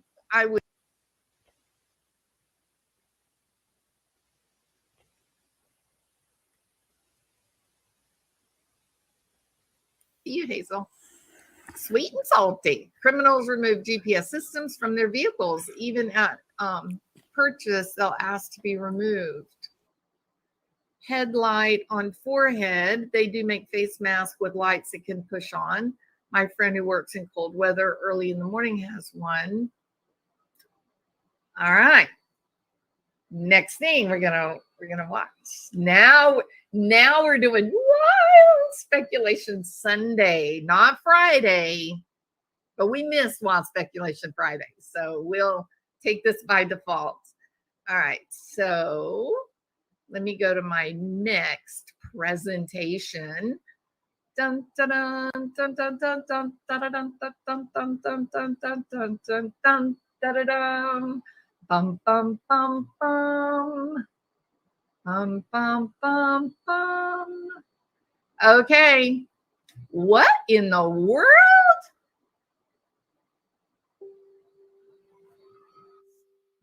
With the advance of surveillance technologies, even darkness is no longer the refuge it used to be. Vision cameras are able to observe the world at dusk through the use of infrared light. However, that dependence on infrared light can be leveraged against these systems. The Camera Shy hoodie is a DIY wearable that allows the wearer to anonymize themselves within the recordings of a night vision camera. It does so through the use of 12 high-power infrared LEDs clipped into the inside of the garment and programmed to strobe at a rate that interferes with the auto exposure of camera systems. As the hoodie uses infrared light, when activated, it is not visible to. So it's infrared light. When it is activated, if it's 12 noon and you're all just standing around, nobody's going to notice a light. You're not going to look and go, oh, look, you got light shining on your hoodie or in your cap or whatever. It is specifically to just. I actually did go. Whoops. I did go and pull With the advance of surveillance PDF. technologies, even darkness is no longer the refuge it used to be. Night vision cameras are able to observe the world at dusk through the use of infrared light. However, that dependence on infrared light can be leveraged.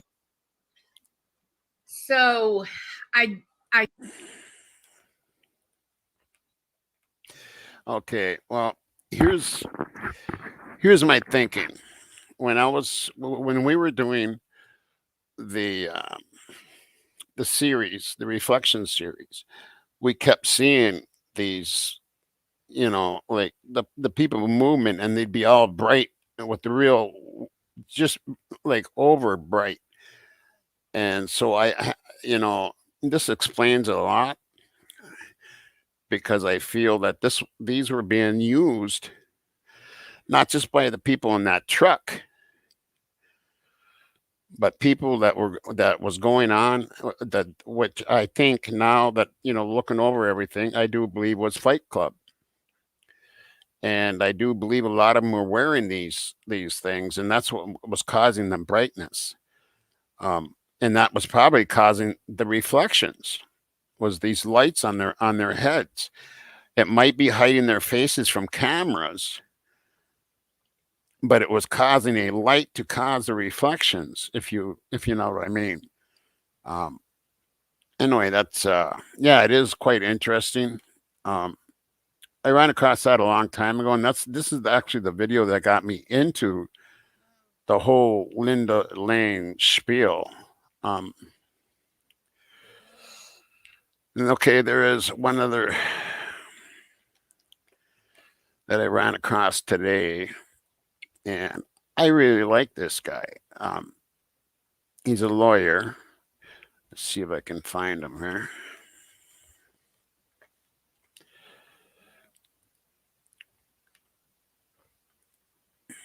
And of course, I got to switch accounts on this one. And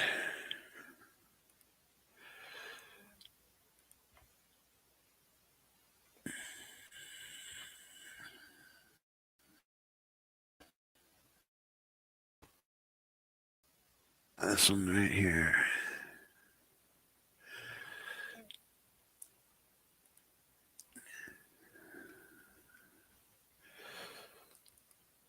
Okay. And I want to share this one.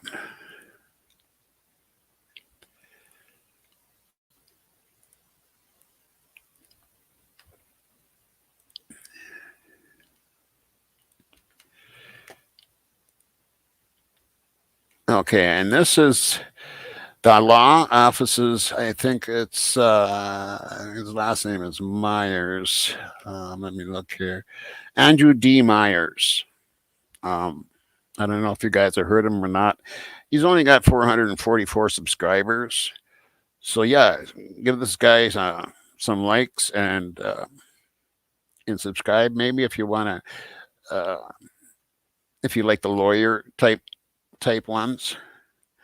And I'll let this play out. Brian Koberger's case generates controversy no matter what. Now the question is cameras in the courtroom. Despite popular opinion, that issue has not been resolved. There are three main arguments for keeping cameras out. What are they?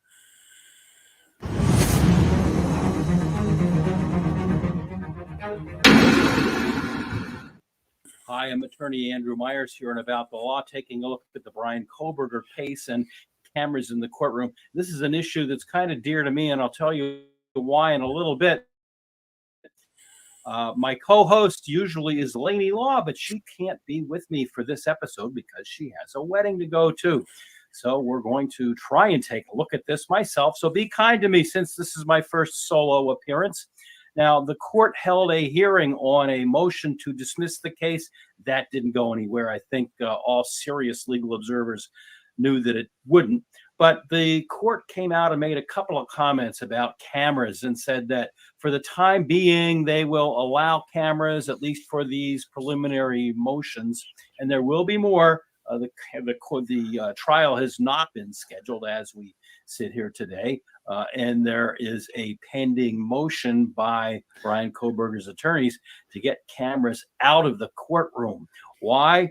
Well, they have a lot of reasons, but the judge said for now, anyhow, he will allow cameras in the courtroom, although he is really kind of uncomfortable with the entire idea. And why is he uncomfortable with the idea? Let's take a look. What I'm going to do is take control of the cameras in the courtroom. I'm not going to ban cameras in the courtroom, but I need to have more control over what the cameras are doing. Now, what does he mean by more control? We can only surmise that due to the judge's discomfort with the things that are done with the images that come out of the court, that he feels the need to prevail more over what is done with the cameras in the court. And there's only so much one can do. Concerns include looking at the notes of the attorneys, which I haven't seen in any of the trials that I've watched. I watch pretty much gavel-to-gavel coverage of the Alexander Murdaugh murder trial.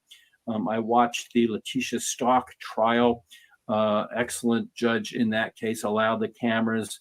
And the basic contentions of those who don't want the cameras in the courtroom are that it can jeopardize the defendant's right to a fair trial.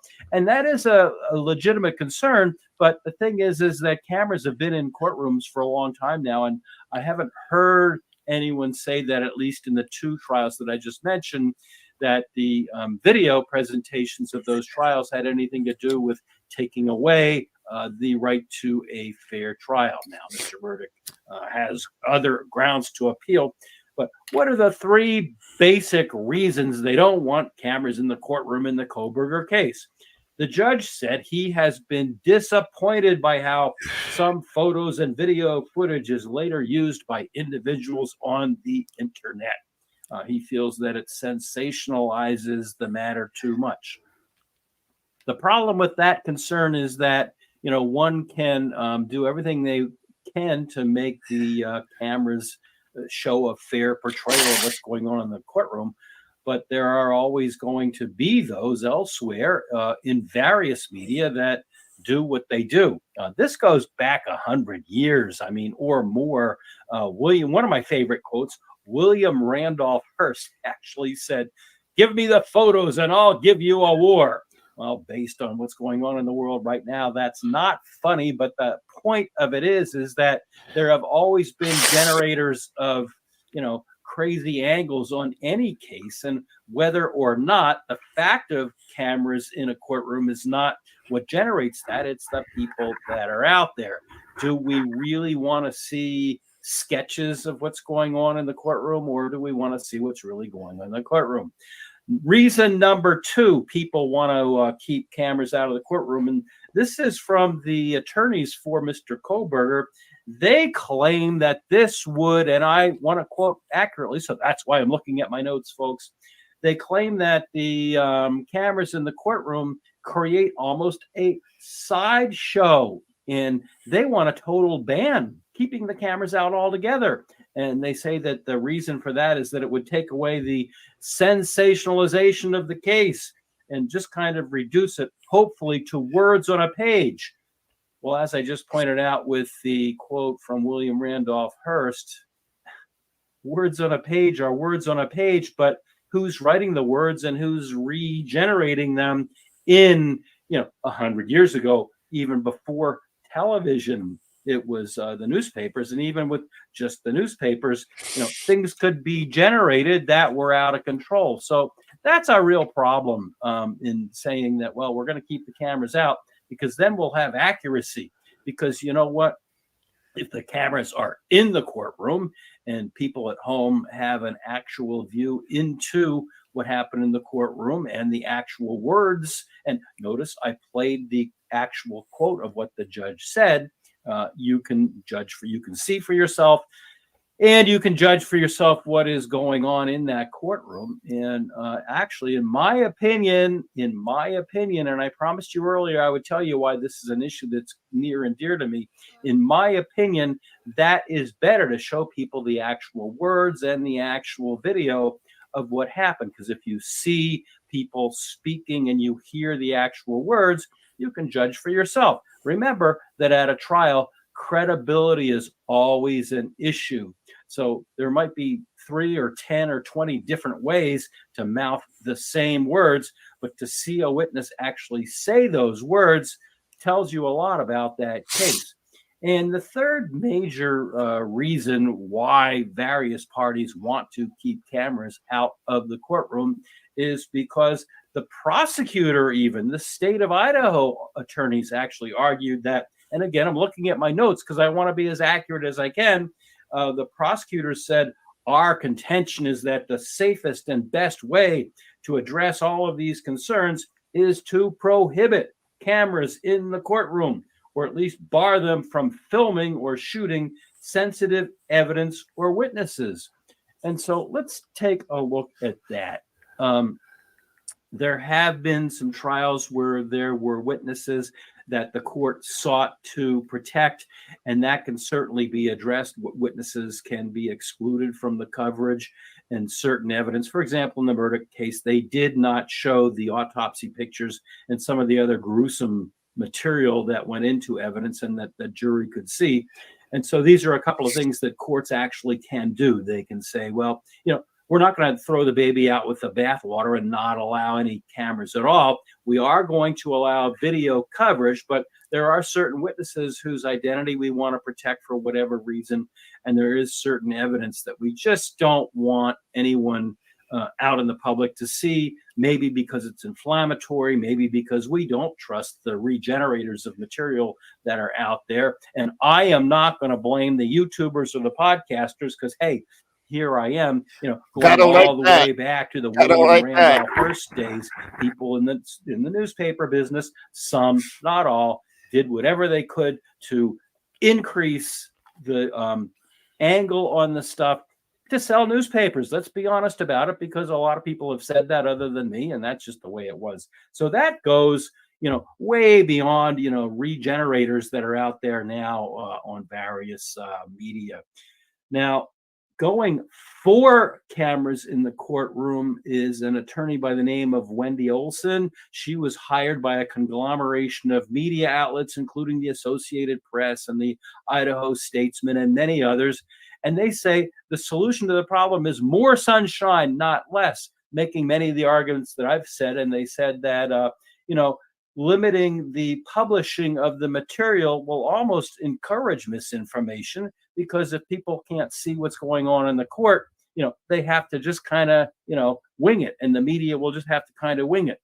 Now, one thing the judge did in this case, which I scratch my head about, the judge issued an ultimatum that laptops would not be allowed in the courtroom. And in my opinion, that is an act of outright hostility to the media, because in 2023, do you remember those old steno pads? At least the reporters in the audience will remember those old steno pads that the reporters used to use.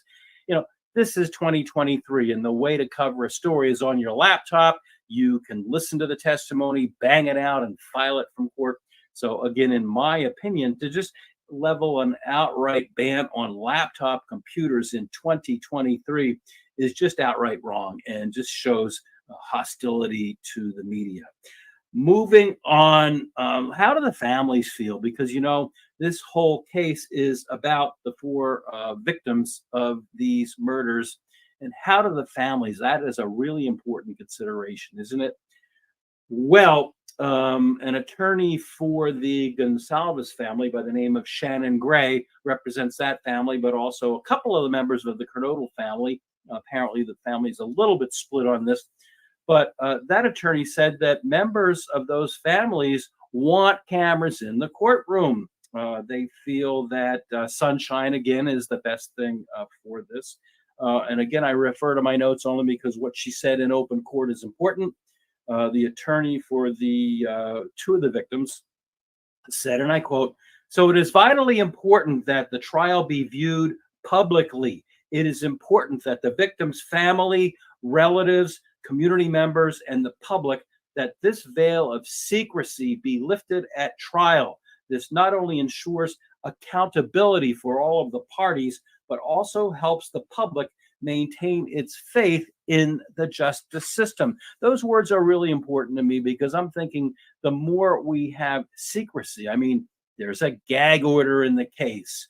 Initially, investigators were very quiet for the first 6 weeks after the November 13th, 2022 killings and the time they arrested Mr. Kohlberger on the 31st of December, the very last day of 2022.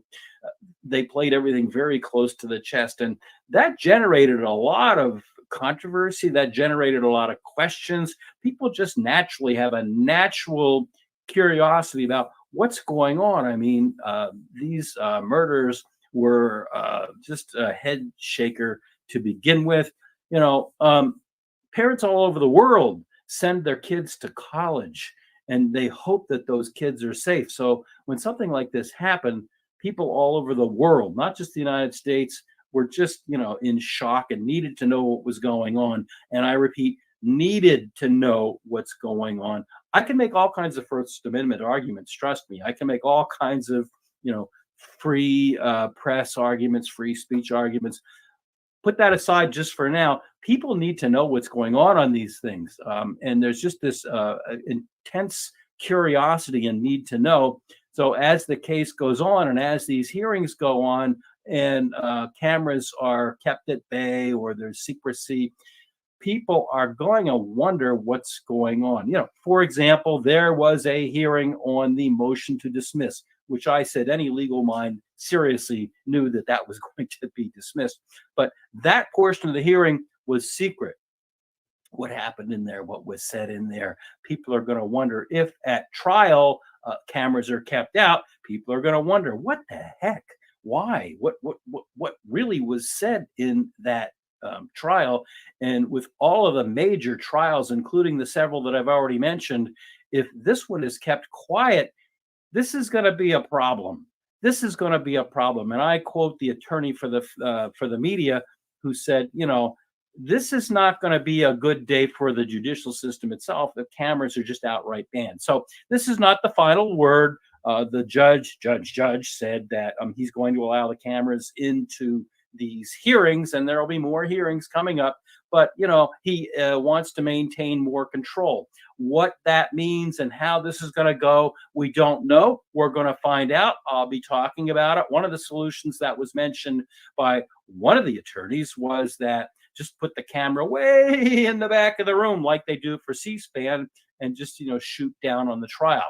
Will that happen? Don't know. Do we need a total ban? No. Do we need just putting the camera in the back of the room? No. But my guess is that the judge is taking this very seriously and that he will come out with some guidelines.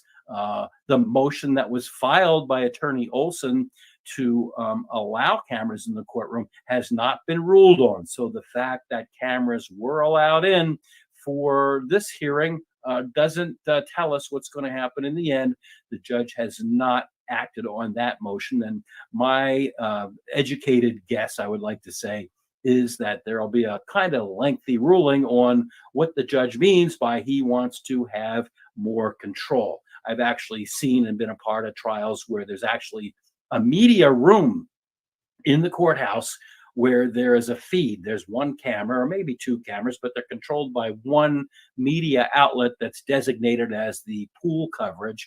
And then the media is allowed in a totally different room where they can watch, they can listen, they can have their laptops type up the stories, and they can either go live with their stand-ups, or they can file stuff, printed material for the printed media. So that is a solution that I have actually myself seen work in some cases. I told you at the beginning here, this is an issue that's near and dear to me, and only my closest friends at this point know why that is. And that is, before I went to law school, I was actually a TV reporter and producer and weekend anchor. I covered trials as a TV reporter and radio reporter. I remember those days fondly, but I did move on and go into the legal profession. I've been practicing law for many, many years. But so that's why this is an issue that's near and dear to me.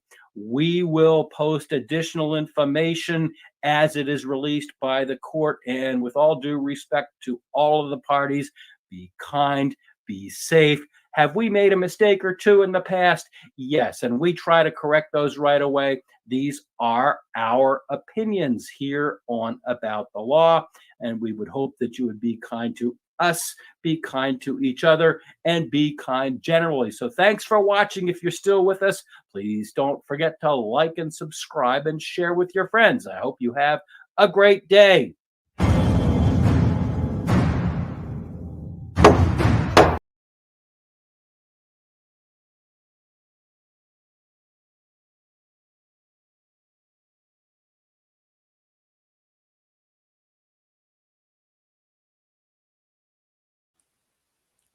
Okay, yeah, he's one of the better lawyers because he's, he's more for the what we are kind of like for the defense on this, and he's more for looking at all things. So I kind of like the old guy. He does have some younger ones that are well, no, actually one like the same age kind of dude, but he's got a younger gal. Uh, that's a lawyer also that comes in. On there. So yeah, it's a decent channel. Well, hold on here. Okay, and I'm going to be running a live tomorrow night. Golf is going to be here, and we're going to see about Sarge. Rory's been busy, so I'll run the live tomorrow, and we're going to do the subject of the 6 jurors, the leaks from the defense or whatever, and that's what we're going to be talking about tomorrow. So we will be running a live chat tomorrow night. Of course, I got to watch my Vikings during the day, so it'll be tomorrow evening, probably around the same time. I started at 7 o'clock tonight. I hope you guys enjoyed going back and watching the videos on Allegedly Innocent. Please like and subscribe to. Let me see if I can do this one more time here. I want to leave it. Actually, I always thought her channel was Allegedly Innocent. That's her name. That's what she goes by. But her channel is actually True Crime Jewels. But it is Allegedly Innocent. I did leave the link there, and yeah, and that's really sad about Matthew Perry. I just that's a crusher, and I think I'm going to watch some Friends tonight. Is what I'm going to do. I'm going to go, and I think it's on Paramount. I know it's on one of the ones I have. Friends is I don't know about you guys, but that was one of the main ones I used to watch all the time, and yeah, thank you, Mama, too, and all you guys are just totally awesome. My mods, you guys keep on top of things, and my subs. You are beautiful people. Don't let anybody ever tell you anything different. I know, rest in peace, Chandler. I know that's just bummer. That's bumming me right out. It really is. And thank you. Yep, Cynthia. And I'm wearing my slippers. Yeah, I wear them all over the house. I go through slippers like crazy, man. I really do. Yeah, they're much easier than, wearing just your socks or shoes. I hate wearing shoes in the house. It just bugs me. I don't know why. It just bugs me. I don't like wearing shoes in the house. So yeah. I suppose I could show my ugly face before I go, huh? There I am. All right. I thank you guys all so much. And like I said, you guys are all beautiful people. I want to thank my mods and my subs and everybody. If you haven't liked, I think I'm going to keep this video. I know it's chat. And so whatever you said is going to be there. I usually delete them. But I think I'm going to keep this because I think that's such an important video, that one that allegedly put up. I really, and I need to talk to you, Pebbles, about what your brother can do and stuff. I think I'll call you probably in between the Vikings game and tomorrow night's chat. So I'll call you sometime then. And thank you, H. Yeah, we're cutting out there. Well, yep. And I want you guys all to have a good evening. And we'll be back at this tomorrow night. Until then, rock and roll.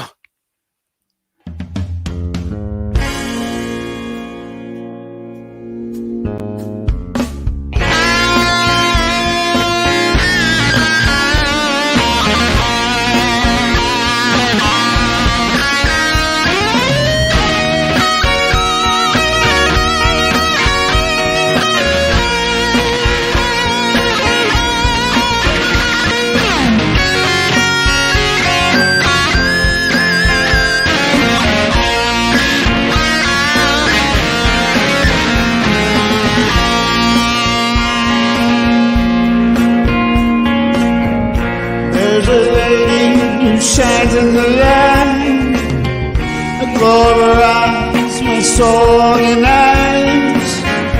The rain stops into the night.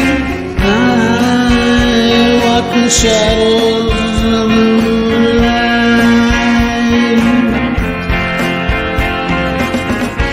When the time is right and the stars shine bright, I'll kiss my lady through the night. Oh, my lady, do you hear all those whispers in your ear? I walk the shadows of the moonlight.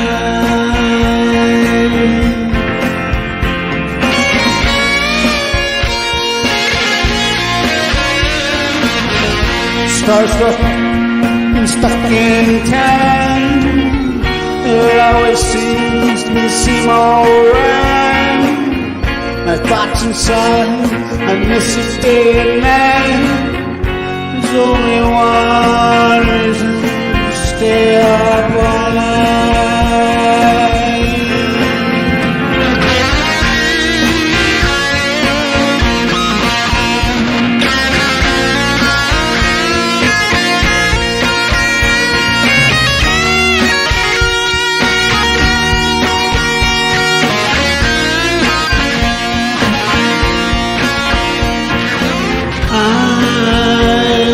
Shadows of the night.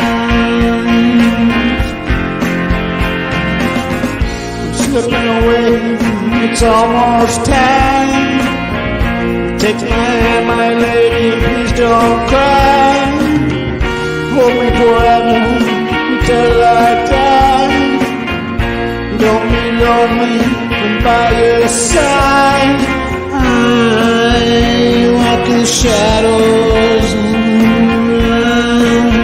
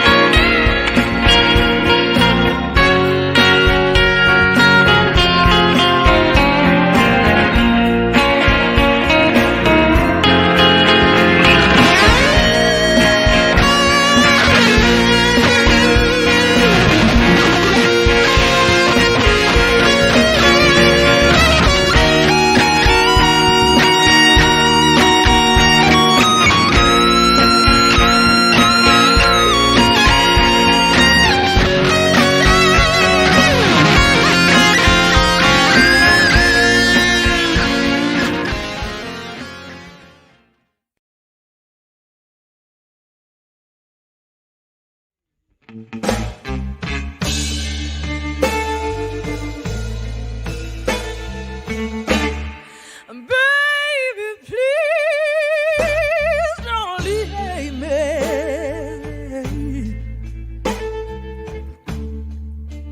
Oh, baby, don't you go.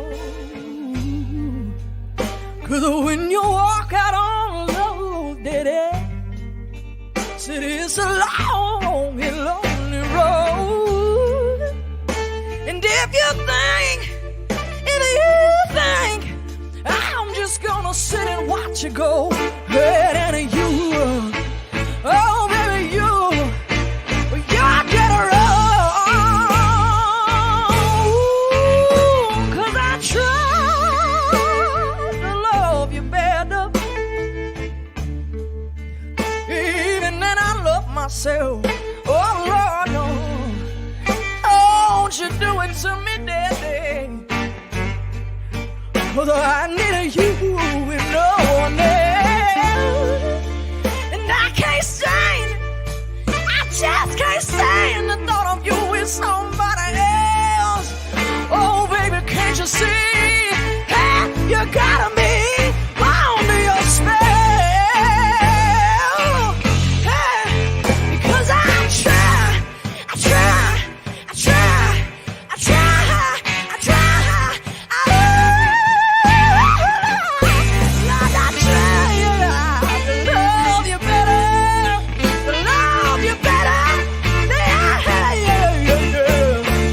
Darling, please, please, come back to me.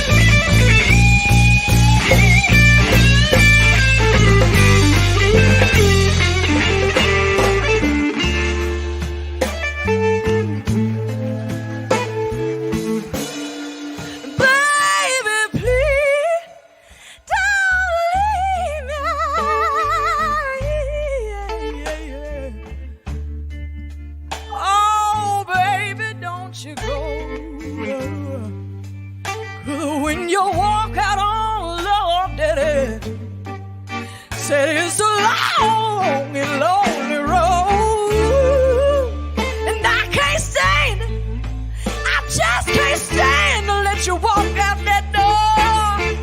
Oh, baby, can't you see? No matter how much she loves you, hey, I love you more.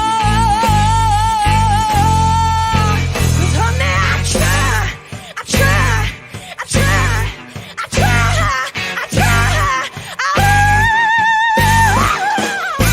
Lord, I try to love you better, to love you better. Yeah, yeah, yeah, yeah. But darling, please, please, come back to me, baby. I need you, baby, need you, baby. Oh, no, don't leave me, baby. Please don't leave me, baby. Please don't leave.